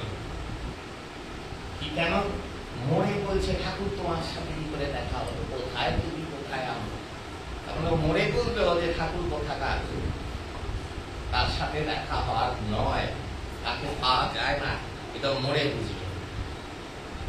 তাই বলছে অত সাধনা করে যে কি করে তোমায় পেলাম, আর আমরা এরকম চেহারা আমরা পাবো। আচ্ছা, একটা প্রশ্ন ছিল, সেটা হচ্ছে আমরা সবাই জানি যে ঠাকুর বারবংশী মহারাজ যে আমরা যে সমাজ ব্যবস্থায় সেবাগুলো দেখি, দরিদ্র সভা, কম্বল বিতরণ ইত্যাদি ইত্যাদি, মানে মোট কথা ফেস্টুন লাগিয়ে প্রচার করা তিনি পছন্দ করেন না। যা তিনি এই ধরনের প্রচার করেছেন একদমই নীরব, জানতেও পারেন। প্রচার বলতে তিনি বলেছেন মহানামের প্রচার, বেদের তত্ত্ব প্রচার, যাতে আলাদা করে তোমাকে আর সমাজকে কোনো উপহার করতে না হয়। ভিত্তিক তোমাদের তৈরি করার উদ্দেশ্য নয়, ভিক্ষাবৃত্তি যাতে সমাজ থেকে মুছে যায়, লোকের কারণটাকে, এইটাই তো উত্তর। কিন্তু এবার হচ্ছে ইদানিংকালে কিছু বছর ধরে দেখা যাচ্ছে কিছু মানুষের মধ্যে তারা বলছে যে সন্তান দল একেবারেই পাতে দেওয়া অযোগ্য, এরা নাম করে আর কিছুই খায়, মানে সমাজ তাদের নাই, তাই লম্বা দিয়েছে, সমাজের অবদান কিছু নাই, এরা নাম করে খিচুড়ি খায় আর তত্ত্ব আওড়ায় আর দেওয়াল লিখন। তাই মানুষকে আকৃষ্ট করতে গেলে, মানুষের সাথে মিশতে গেলে এই যে স্বাস্থ্য পরিষেবা বিনামূল্যে ইদানিংকালে কিছু ফেসবুকের মাধ্যমে দেখা যাচ্ছে, এবং ইদানিং সময় বোধহয় আলিপুরদুয়ারেও এটা অনুষ্ঠিত হবে একদিনের মধ্যে দেখলাম। তো ঠাকুর বারবংশী কি নিছক তাহলে বোকা ছিলেন যে তিনি সমাজের সঙ্গে মিশিয়ে কাজগুলো করতে না বলেন? ঠাকুরের যে এতগুলো এত 8-10 কোটি শিষ্যকে এইসব রক্তদান চক্ষুদান করে হয়েছে, কেন হয়েছে? তার কথায়, তাহলে সংস্কার বুদ্ধিগুলো যে অ্যাপ্লাই করা, এইটাই তো বলছি, তোমার কথায় যদি দম থাকে তোমার এগুলো করতে হবে, বুঝলে? তোমার কথায় খামতি থাকলে এইসব লোককে টানতে হবে। ঠাকুরের তত্ত্ব যদি তুমি ঠিকঠাক বলো তাহলে তোমার কিচ্ছু করতে হবে, এমনি লোক আসবে। ঠাকুরের আদর্শ বিকৃত করে লোককে, হ্যাঁ, কারণ ঠাকুর বলেছে তো যে এই যেসব মঠে মন্দিরে দান করে ওরা ভিক্ষাবৃত্তিটাকে জিয়ে রাখে, ভিক্ষাবৃত্তিটার মূল উচ্ছেদ করে দাও যাতে দান করতেই না হয়। এই আদর্শ হ্যাঁ, তবে হ্যাঁ, রক্তদান চক্ষুদান ঠিক আছে, কিন্তু সেগুলো প্রদর্শনের বস্তু না হয়, যা করো নীরবে করো। হ্যাঁ, লোক বলেছে তো ঠাকুর যে ক্ষমতা থাকলে পরিবারকে দেখে, আত্মীয় স্বজন দেখবে, আত্মীয় স্বজনকে দেখেও ক্ষমতা থাকলে পাড়া প্রতিবেশীকে দেখবে, তারপর দেশ। তুমি ম্যাডাম নিজের ভাইকেই দেখো না, তুমি এখানে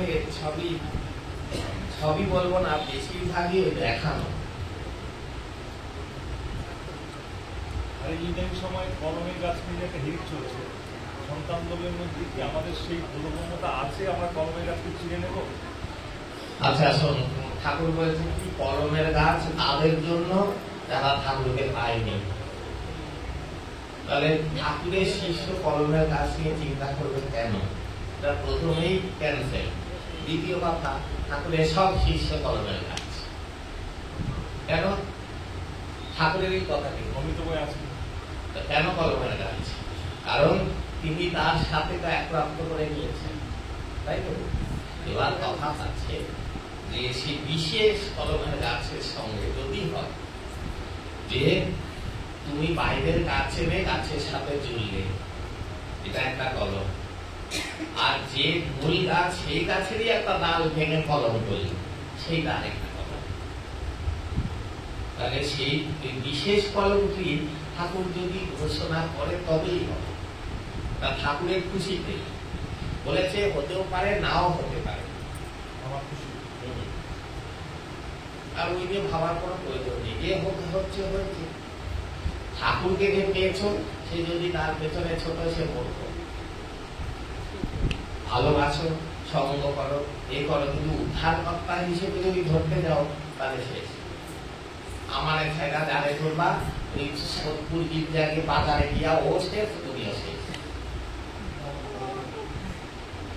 কলমের গাছটা সম্বন্ধে আমি চিত্রটাকে জিজ্ঞাসা করছিলাম কত ঠিক আছে না এটা কিন্তু কলমের গাছ ঠাকুর তৈরি করে গেছেন না তৈরি করে গেছেন না হ্যাঁ এখন চিত্রটা তো না 5-6 জনের সামনে ওরা কম্পিউটারে ঠাকুরকে বলছেন তাকে আমি 6 জনকে নিযুক্ত করে যাবো তোমরা তার কথা শুনবে এটা করাও আছে কম্পিউটারে এখন বর্তমানে এটা তোমরা কেউ প্রকাশ করবে না চিত্রটা কিন্তু প্রকাশ করে নাই দেখতেছি ওই ঘাস নেই ভাইটা বের করছে ওইটা কলমের গাছ চিত্রটা আমাকে এই কথা বলবে ওই কম্পিউটার থেকে বাইর করছে বাইর করে ওই কথাটা তোমার আমাকে এটা প্রকাশ না করছে আমি এসব নিয়ে মাথা কামাই না বা করে ইন্টারেস্ট নাই আমার ইন্টারেস্ট একটাই ঠাকুর আমার উপর খুশি ব্যাস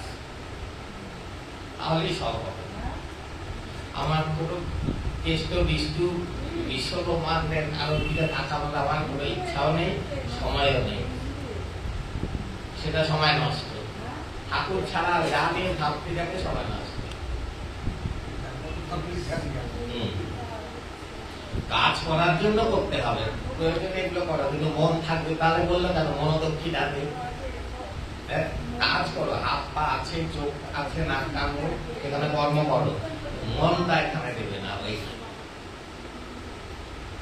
ঠাকুরকে মন দিয়ে রাখলে সেই মন চুরি যাবে না ঠাকুরই রক্ষা করবে সেই মন ভুলভাল কাজ করবে না বলেছি তোমার সোনা দানা আছে ব্যাংকের লকারে রাখলে সেই সোনা চুরি গেলে ব্যাংক দিতে পারত তোমার ঘরে রেখে যদি চুরি যায় কেউ দিতে পারতো না তা তুমি মনটাকে থাকবে ব্যাংকে দিয়ে দাও ঠাকুর বুঝবে দায়িত্ব তার কর্তৃত্ব রাখবে না এইটা করবো সেইটা করবো এই প্ল্যান অমুক কিছু হবে না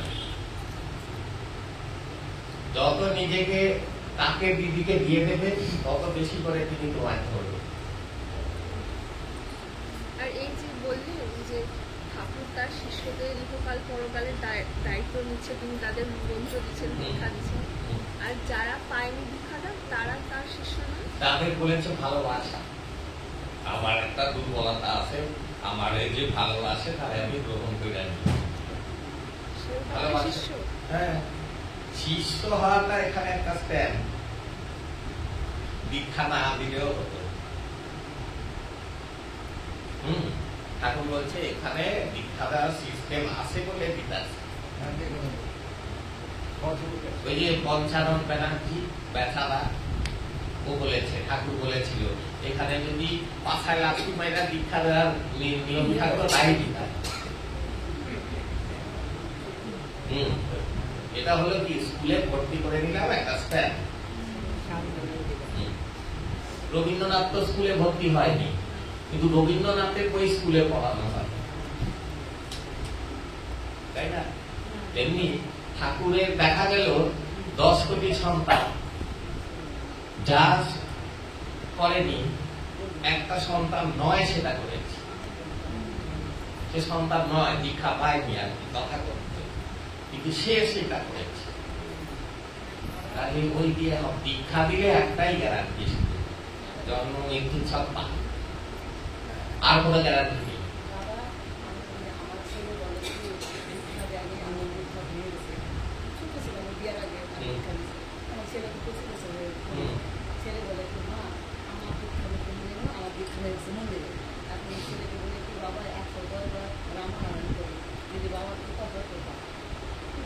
কোথায় দীক্ষা দিয়েছে তো আছে ঠাকুরের সাথে ওর পার্সোনাল সম্পর্ক নিয়ে থাকতে হবে যে যার মনকে ঠাকুরের সাথে দিলে ভালো মাঝে কাউকে আসবে না মাঝে কেউ নেই তোমার যদি ব্রহ্মবশত কাউকে রাখো তাহলে তুমি চলবে তুমি আর ঠাকুর ব্যাস আর কেউ নেই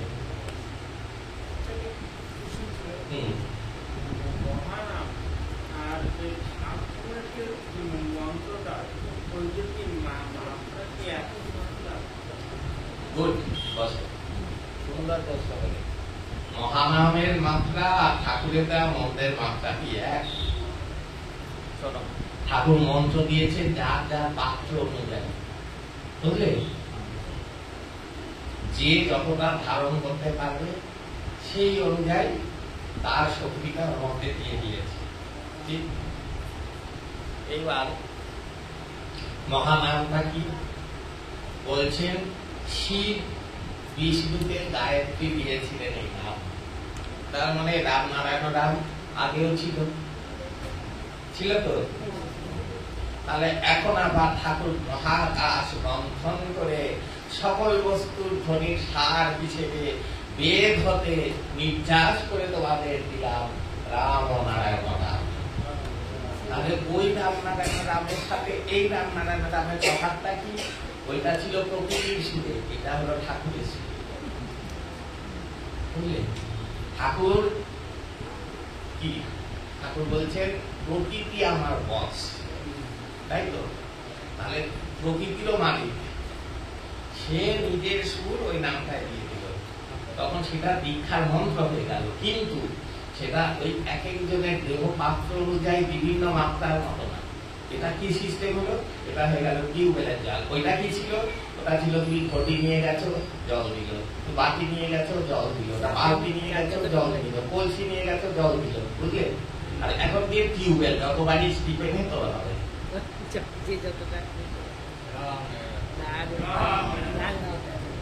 এই ধারণাটা নাম দীক্ষার মাত্রায় বাধা। তুমি যত টেনে নিতে পারবে তত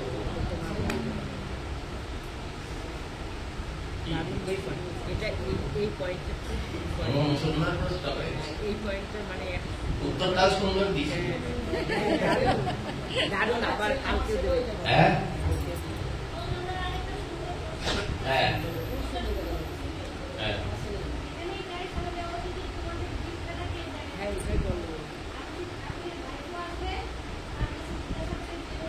হ্যাঁ, অনেকে বলে আমি নাকি দীক্ষা দিই। একেবারে মিথ্যা কথা। দীক্ষা দেওয়ার অধিকার কারণ নেই, একমাত্র জন্মসিদ্ধ ছাড়া, তাই তো? আমি কি করি? আমি পুরোহিতগিরি করি।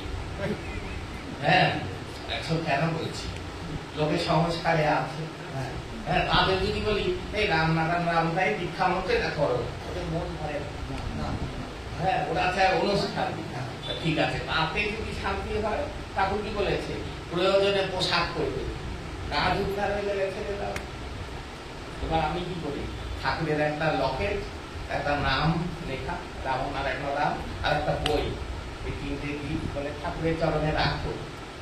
হাতে একটা ফুল নাও, এবার বলো হে ঠাকুর, আজ হতে মহাকাশের মহানাম রাম ও নারায়ণ রাম, এই নামকে আমি দীক্ষা মন্ত্র হিসাবে গ্রহণ করলাম, তোমাকে আমার গুরু রূপে বরণ করলাম, তুমি কৃপা করে আমাকে তোমার শিষ্য রূপে গ্রহণ করো, তোমার চরণে অনন্ত করি প্রণাম।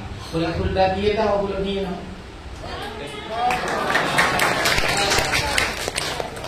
এটা যে কেউ করতে পারে, যে কেউ করতে পারে। কিন্তু ঠাকুরের থেকে নিচ্ছে, আমি শুধু অঙ্গঞ্চল করছি। এখন যারা শত্রুতা করার তারা করবে, বলিয়ে কটা শত্রু হবে? ঠাকুরের ৮-১০ কোটি শিষ্য, ৮-১০টা শত্রু, কিছু করতে পারে মনে মাথা কামাই না। আমি জানি ঠাকুরের সাথে আমার কি সম্পর্ক, আমার সেটা লোকে জানিও প্রয়োজন নেই, তো বলে কি হবে? প্রমাণ তো দিতে পারবো না।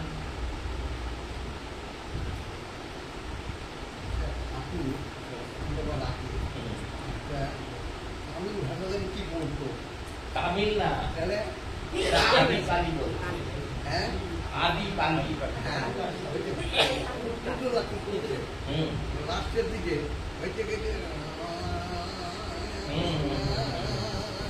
ওটা নানা ঠাকুর বলছেন এই ভাষা। আমি তো বানিয়ে বানিয়ে বলবো। আমি যদি বলি যেমন আহি হি সেই সমাহি রে তো ঘন্টা তুই কামা হরি পাপ, আপনি জানেন না, বা যা খুশি বললাম। হ্যাঁ হ্যাঁ, আমি বলতেই পারি। এদের দিকে বলছে তবাহি রসা বেদ মন্ত্র তবাহি জগৎ বাহি হি তমাম। কে চ্যালেঞ্জ করবে? কেউ তো জানে না। এটা ভুল বললে তাই বলা হয় আমি রাজা হয়ে গেলাম, দেখো ঠাকুরের ভাষাটা জানি। সুন্দর লাগে শুনতে। ওসব ওগুলো আমাদের বিষয় না। ঠাকুর বলছে এই ধ্বনি কানে গেলে বোঝো না বোঝো মুক্ত। হ্যাঁ, সুন্দর বিড়াল। হ্যাঁ আমি ফ্লুয়েন্টলি বলে যাবো, সব বই না তা বানিয়ে।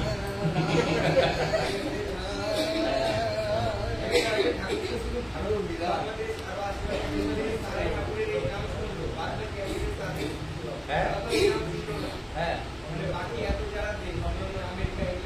সবাই শুনছে, ঠাকুর কি বলছে শোনো। তুমি একটা ধূপ জ্বালাইলা, ধূপের গন্ধটা বাইরে কাছে, ধূপ উড়ে গেল চলে গেল, কিন্তু তখনও কিন্তু ধূপের অবশেষ হয়ে গেছে শুনতে, তোমার বোধের মধ্যে আর নেই। মাথাটা এত পিতা হয়ে গেছে যে যেমন বাবুর যে সাউন্ড শুনতে পায় মানুষ পায় না, তাহলে কি সাউন্ড নেই? বা এই যে এখানে গান ঘুরছে, তুমি ইউটিউব থেকে ওই গানটা শুনো, তাই তো? বিবিধ ভারতী ধরলে রেডিওর গান বাজলো, গানটা তো এই রেডিওতে নেই, শুনলেই আছে। তেমনি নামের সুর ছড়িয়ে আছে, ছড়িয়ে পড়ছে, সবার হৃদয়ে গিয়ে সেটা ধাক্কা মারছে, একদিন ঠিক সবের কাজ হচ্ছে। ঠাকুর এত বছর এখানে যে ছিলেন প্রকাশ্যে, এখন ছিলেন বলেই বলবে এই দেখো বলছে না মানে ঠাকুর নেই, মরে গেছে। ঠাকুর ছিলেন মানে মানে সবার মানে প্যালপেবল হয়ে, মানে বাংলাটা কি হবে, দৃশ্যমান হয়ে, মানে স্পর্শযোগ্য, দর্শনযোগ্য, শ্রবণযোগ্য হয়েছিলেন, সেটা এখন নেই। কিন্তু ঠাকুর এখানে যে হেঁটেছেন, ঠাকুরের দেহে ব্যবহৃত জল, বাতাস সব তো রয়েছে। ঠাকুর নিঃশ্বাস দিয়েছেন, ছেড়েছেন, কি প্রকৃতি থেকে হাওয়া হয়ে গেছে? যে ধুলোগুলো উপর দিয়ে হেঁটেছেন, যে জল তিনি গ্রহণ করেছেন, ত্যাগ করেছেন, সবই তো লিখে আছে, সর্বমাত্রায় ঠাকুর আছে। তুমি যদি সেখান থেকে তাকে বার করে নিতে পারো তবেই পাবে, নিলে না। ভগবানকে খুঁজলে পাবে না, বুঝলে পাবে, ঠাকুর বলেছে। তুমি বোঝো তাহলে দেখবে ঠাকুর সর্ব।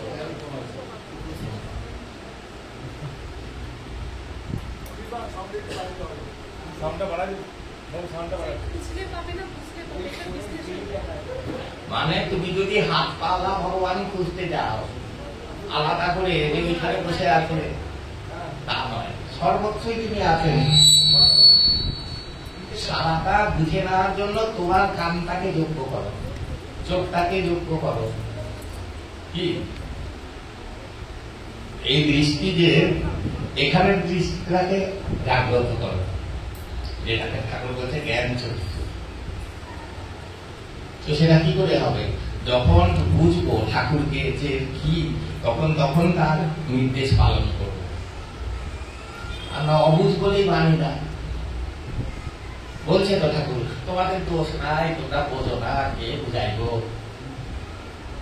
তাহলে বুঝতে হবে তো নিজেকে যে হ্যাঁ এটাই ঠিক, এটাই একমাত্র পালনীয় কর্তব্য।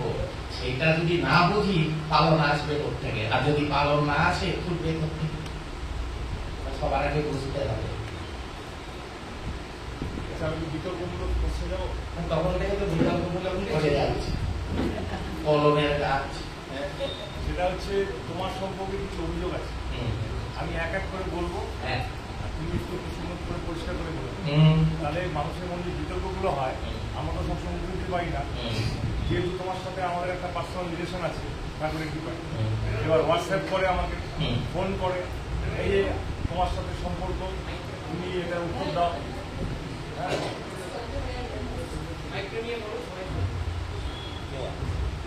সেটা হলো তোমার সম্পর্কে কিছু অভিযোগ আমাদের দু ভাই বোনদের মধ্যে আছে। তা আমি চাচ্ছি সেই অভিযোগের গুলো যখন আমাদের বলে, যেহেতু আমাদের সাথে তোমার একটা সম্পর্ক তৈরি হয়েছে, সেক্ষেত্রে আমার তো উত্তর দেওয়ার কেউ না, কারণ আমি জানিও না।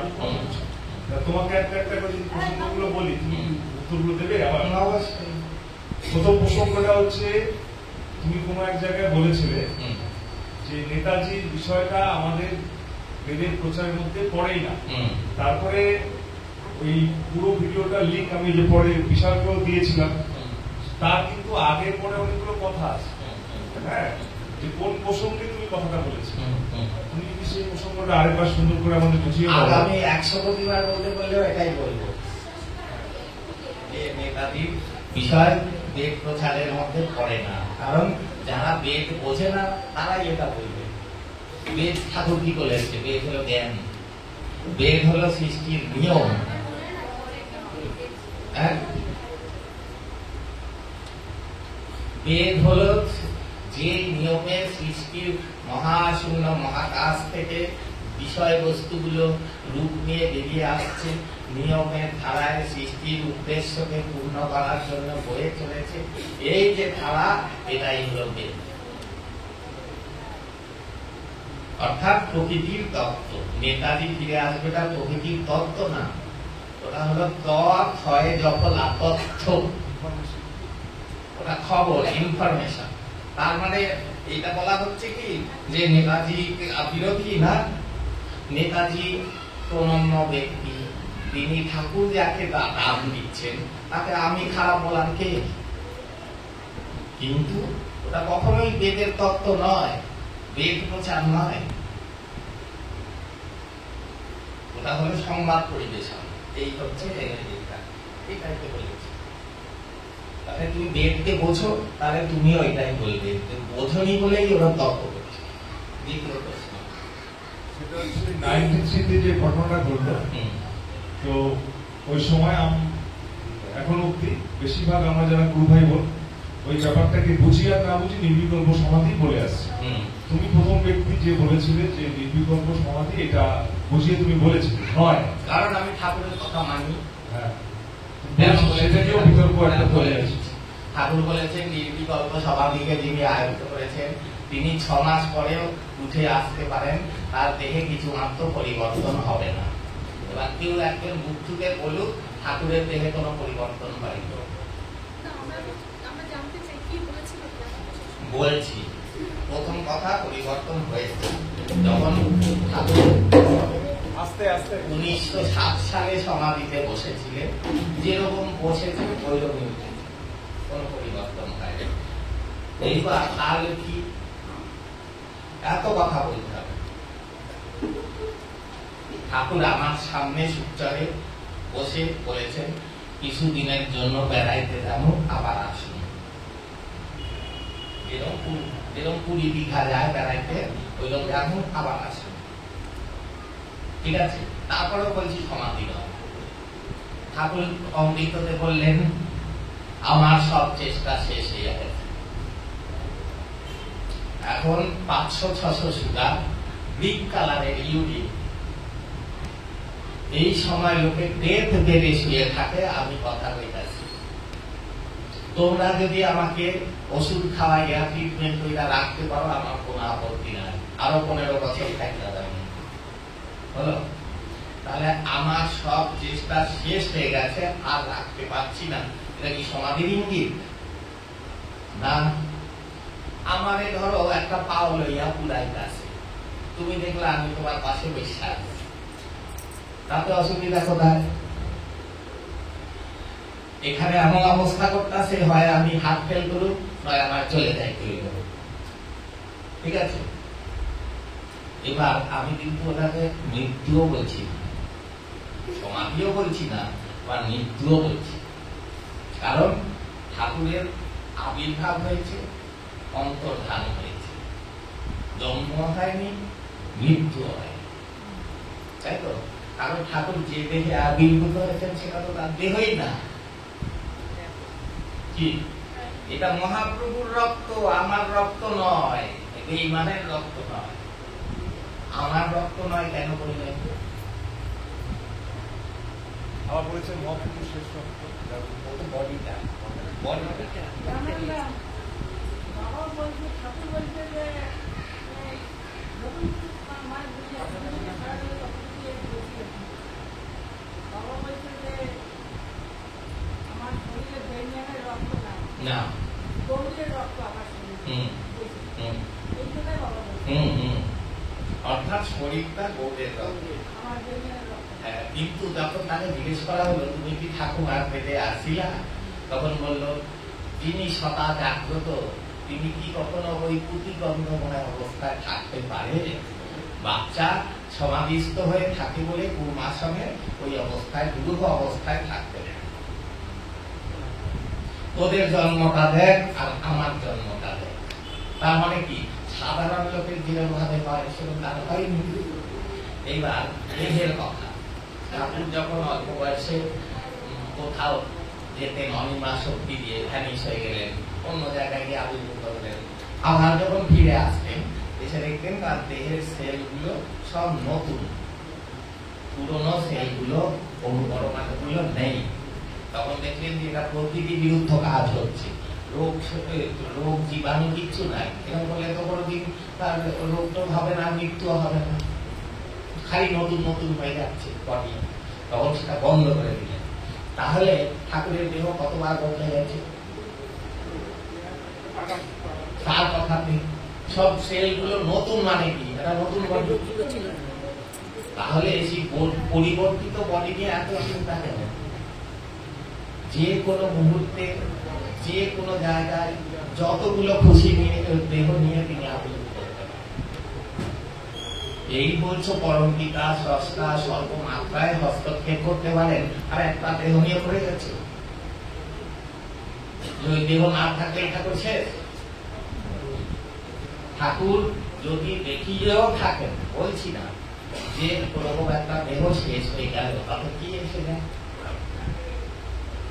আবার ওরকম দেহ নিয়ে আসবে। বলেছি যে আমি এসে সবাইকে ডাক দেব ব্যক্তিগত ভাবে। কিভাবে দেবেন? কোন দেহ নিয়ে? এই যে ঠাকুর এসে এখন কাউকে দেখা দিচ্ছে, কোন দেহ নিয়ে দেখা দেয়?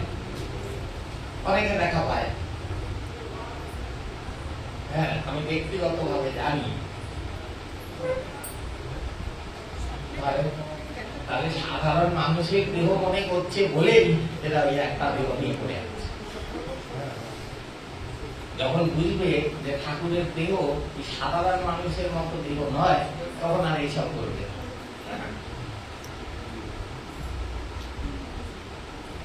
ঠাকুর যে প্রতিশ্রুতিটা সমাজের বুকে দিয়েছিলেন আমাদের, সেটা নিয়ে কোনো বিতর্ক নেই। না, ঠাকুর আসবে, আমি তো বলেছি, তো ওরা বলো 100%, আমি বলছি অনন্ত% ঠাকুর আসবে।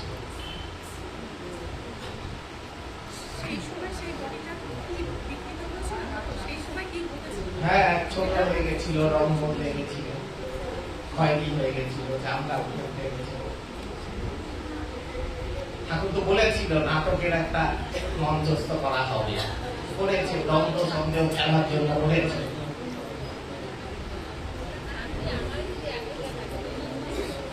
ঠাকুরের দেহ নিয়ে বিচার করতে গেলে ঠকে যাবে, তার কোনো পার্মানেন্ট দেহই নেই।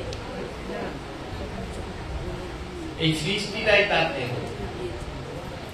যেখানে খুশি যখন খুশি দেখুন।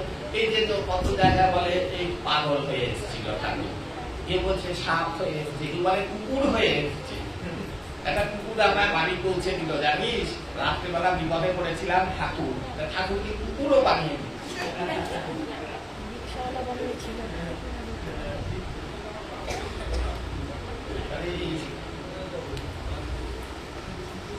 আমি তো বলে দিচ্ছি ঠাকুর আসবে, ঠাকুর আসবে, ঠাকুর আসবে, এ নিয়ে কোনো সন্দেহ নেই। এসে যারা ভুলভাল করেছে তাদের প্রতিবাদটাও করবে, সব দেখতে পাবে নিজেরা, সব চোখে কে ঠিক কে ভুল, কার মুখোশ খোলা হবে সব দেখবে।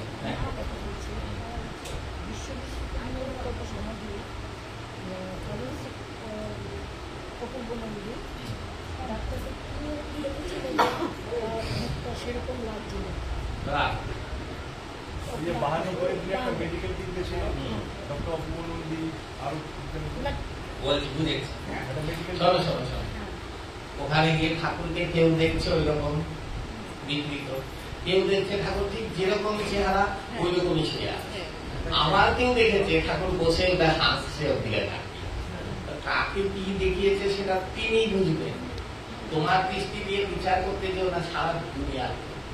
প্রত্যেকের সাথে ঠাকুরের ইন্ডিভিজুয়াল সম্পর্ক, সেই অনুযায়ী ঠাকুর ট্রিটমেন্ট করেছে। যাকে মৃত ভাব দেখানোর দরকার তাকে মৃত দেখিয়েছে, যাকে জীবিত দেখানোর প্রয়োজন তাকে জীবিত দেখিয়েছে, যাকে দ্বন্দ্বে খেলার মধ্যে রাখার তাকে মাঝামাঝি দেখিয়েছে। খেলা দেখানোর জন্য যেটা দরকার। তারপরে এটা পরিষ্কার করে কিছুই বলা যাচ্ছে না। কে না, কেউ বলতে পারবে না, যতক্ষণ না ঠাকুর নিজে এসে বলছেন ওটা কি হয়েছিল কেউ বলতে পারবে না। আমি বইটা করে যখন অপূর্বন্ত ভাস্কর দেখে তখন আমি বুঝে গেছিলাম কি দেখিয়ে যে ছিল। হ্যাঁ, তার ওকে দেখিয়েছে। কিন্তু দেখছি বরফের চাইটা শেষ নাই, তারপর আমরা আগে বরফের চাই সমাধিস্থ দিনে বরফের চাই রাখে। বরফের চাই কিছু না তখন চাই গুলার কি দিতে চাই দেখছেন এইভাবে আমিও দিয়েছি দেখি বরফের চাই দেহটা ঠিকই হয়ে গেছে কোনো রকম কিছু হয় না। আমি নিজে তো শুনলাম একটা ভাষণ, ঠাকুরকে বিষ দিয়ে মারার চেষ্টা করেছে। ও হ্যাঁ, কি আছে এটা চিত্রশিল্পা বলেছিল তার 95। বিষ দিয়ে মারা, তাহলে সেটা আবার সমাপ্তিও হয়ে গেছে। চিত্রশিল্পাই 95-এ আলিপুরদুয়ারে বলেছিল। আরে এসব নিয়ে মাথা কামিও না, কারোর কাছে জানতে চেও না, ঠাকুরের কাছে জানতে চাও কি হয়েছে, তবেই উত্তর পাবে, বুঝে না। তবে করাচাবুকে যে বলি বর্ডার গাছ দিয়ে যাও, করাচাবুকে বলেছে যে আমার বাড়ি আক্রমণ হবে, ডাকাতের বিষয়ে আসতে পারে। এটাও বলেছি, ঠাকুর বললেন যে এরা বলল যে জলপথে এসে কোন বিশেষ ব্যক্তির লোক ঠাকুরের দেহটি নিয়ে চলে যাচ্ছে, আর ঠাকুর বলেছেন কি জলপথেও আক্রমণ হতে পারে। হ্যাঁ হ্যাঁ এই কথা বলো দেখা আছে তাই তাহলে ওটাতে সেই আক্রমণকারী নৌকা নয় কি করে তুমি জানলে? নিজের খুশি মতো পছন্দ মতো কথা বলে দিলে তো হবে না, ঠাকুর যেটা বলেছে ওইটা বলে। আমি সেটাই বলি, সেটা যদি কারো সহ্য না হয় আর ফল আমারও না। তারপরে যেটা বিরাট কাজের জন্য হ্যাঁ, ঠাকুর যদি বুঝিয়েই দিতে তাহলে তো হয়েই যেত। কারণ যত সমস্যার সৃষ্টি করবে কিন্তু ওই 93 এই ঘটনাটা পরিষ্কার হচ্ছে না বলে ভাই বোনরা একে একে সব চলে যাচ্ছে। এক দাদার সাথে আরেক দাদার মত পার্থক্য, দূরত্ব, ক্যাচার, ঝগড়া সব হ্যাঁ, না কিন্তু হচ্ছে 93। এর কারণ হলো হ্যাঁ, আসল জিনিসটার প্রচার পায়নি। ওইটা যদি দিয়ে প্রচার হতো সবাই ক্যাপচার হয়ে যেত। তথ্য দিয়ে করার চেষ্টা হয়নি, তথ্য দিয়ে করার চেষ্টা হয়েছে।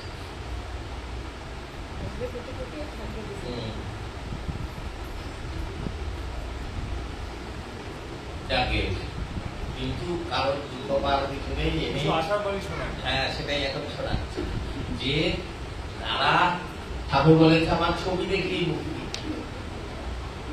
ছবি দেখলেই মুক্তি। মানে ঠাকুরের ছবি তো তোলা হয়েছে আসল, সেইটা দেখলেও মুক্তি। তাহলে যারা ঠাকুরকে সচক্ষে দেখেছে, স্পর্শ পেয়েছে, দীক্ষা পেয়েছে, তার বাণী শ্রবণ করেছে, আমাদের উপরে তুলনা আছে। যতই নিচে নামো, যতই দেবো,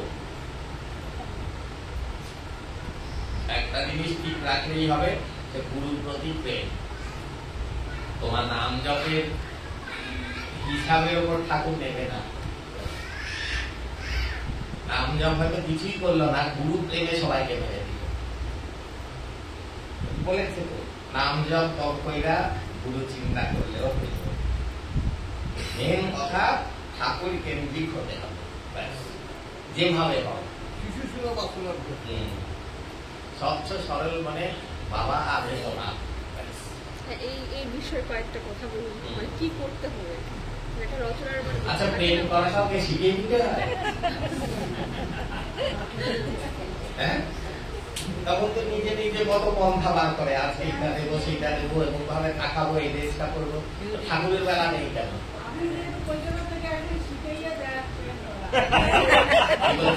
আপনি তো আপনি শিখিয়েই দেন।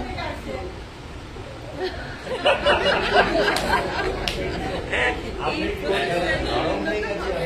হ্যাঁ,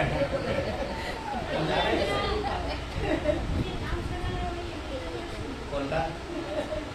গামছা মেলা? ও, ওই যে সেই প্লেনের। হ্যাঁ, আমি কি বলেছিলাম যে দেখো তুমি অফিসে যাচ্ছ একজন, ঠিক ওই সময় স্নান করে একটা মেয়ে বাবারটায় বেরিয়েছে, দেখছো যাচ্ছে, দেখে পছন্দ হয়েছে, পরের দিন আবার ঠিক ওই সময় স্নান করে বেরিয়েছে রাম স্বামী। তারপরে ওর একদিন চোখ পড়েছে, তখন তো পরের দিনে দেখি তো আছে কিনা, এরকম করে দেখে আছে। এবার ওই দেখা দেখি শুরু হতে হতে হতে আর রাস্তায় নেমে এলো, যে রাস্তা পার হলো, এরপরে আপনি কোথায় পড়েন, এই করে করে চলুন নাকি চা খেলে আসি, এই করে করে ব্যাস বিয়ে হয়ে গেল। তাহলে এবার মনে মনে কি থাকে, আজকে আমি এই পোশাক করে বেরোবো, ও আজকেও দেখাবো। এখন কি করছে, এখন ওটা সামনে গেছে, ওটা ব্রেকফাস্ট করবে, এখন ওটা অফিসে সারাক্ষণ মনে চলছে। ঠাকুরের কথাটা এইভাবে মনে চলে চলে। এই যে আমি এখন এই কাজটা করছি, আমার এই কাজটা করলে ঠাকুর কি করতেন? এই যে আমি ওর সাথে এখন ঝগড়া করছি, ওটা গালাগালি দিচ্ছি, এটা ঠাকুর থাকলে আমার কি বলতেন, এটা করা উচিত কিনা। এই যখন নিরন্তর এটা হবে, এর জন্য আমি বলি তুমি সকাল থেকে উঠে যা যা করবে সব ঠাকুর থেকে বলো। যে রোজ বিড়ি খায় আর পায়খানায় যায়, ঠিক আছে ঠাকুর এটা বিড়ি টেনে পায়খানায় যাচ্ছি, ঠাকুর বিড়ি বল, আজকে যাবে বিড়ি ছাড়বে, হয় ঠাকুর ছাড়বে নয় বিড়ি ছাড়বে, তাই তো? তাহলে তুমি যা করছো সব গিয়ে বলো, তখন দেখবি আর ত্রুটিগুলো কমে যাচ্ছে। ওরা বলতে পারবে না। যদি মনে করো যে ঠাকুর সব শোনে, অন্য হলে আরেক কথা। তুমি বলছো আমার ঠাকুর জ্ঞান্ত ঠাকুর, ফটক ঠাকুর না, এদিকে এই দিকে মানো না। তুমি যদি সত্যি পারো তাহলে তুমি কোনো কুকীর্তি করতে পারবে না ঠাকুরকে বলে। সকাল থেকে ঘুমানোর আগে অতি ঠাকুরের সাথে কথা বলবে। ঘরের লোকেরা রাখতে বলেছে তো, তো ঘরের লোকের সাথে লোকে কথা বলে, ফটো ঠাকুরের সাথে কথা বলে কয়েক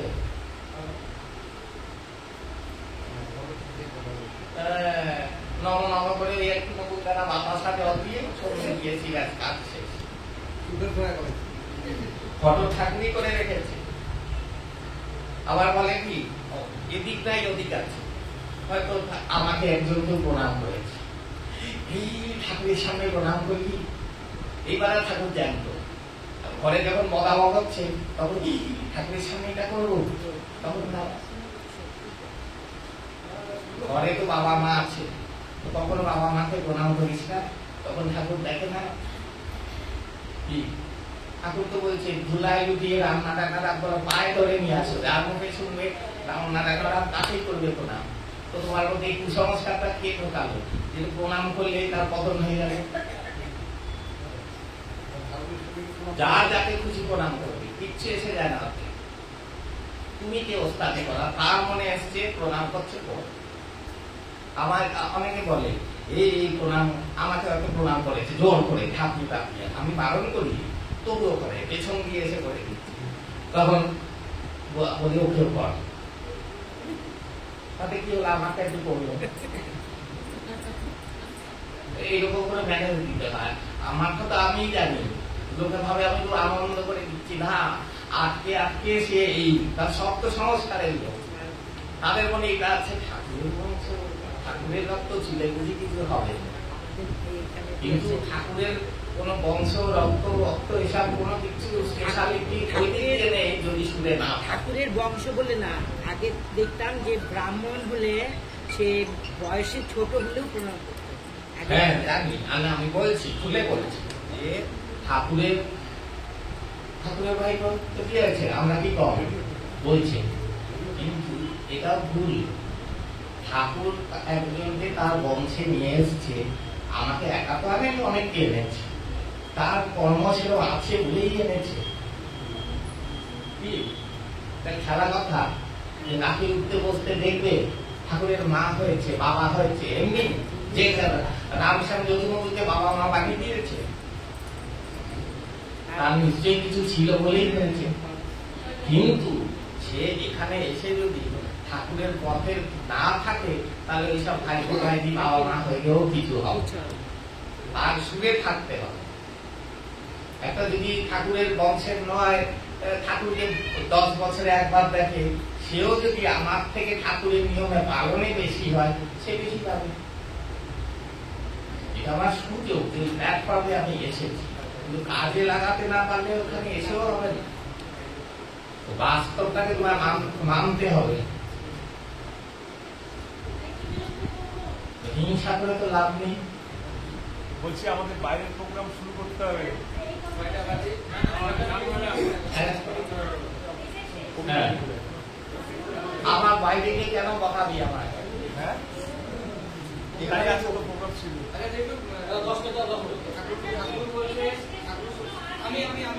হ্যাঁ, দুজনেরই হবে,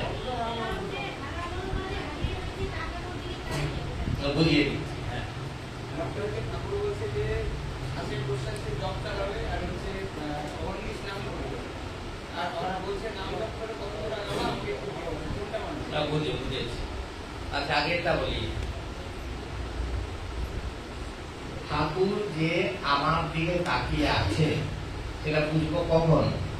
যখন আমি ঠাকুরের দিকে তাকাবো, তাই তো? হ্যাঁ হ্যাঁ আছে তো। হ্যাঁ হ্যাঁ হ্যাঁ, আচ্ছা, মনে থাকে না, ভুলে যায়। এবার আমি যদি সারাক্ষণ অহংকার এরকম করে থাকি তাহলে আর দেখবো কি করে? তাহলে তাকে বুঝতে গেলে তার দিকে তাকিয়ে থাকতে হবে সূর্যমুখী ফুলের মতো, পশ্চিমে।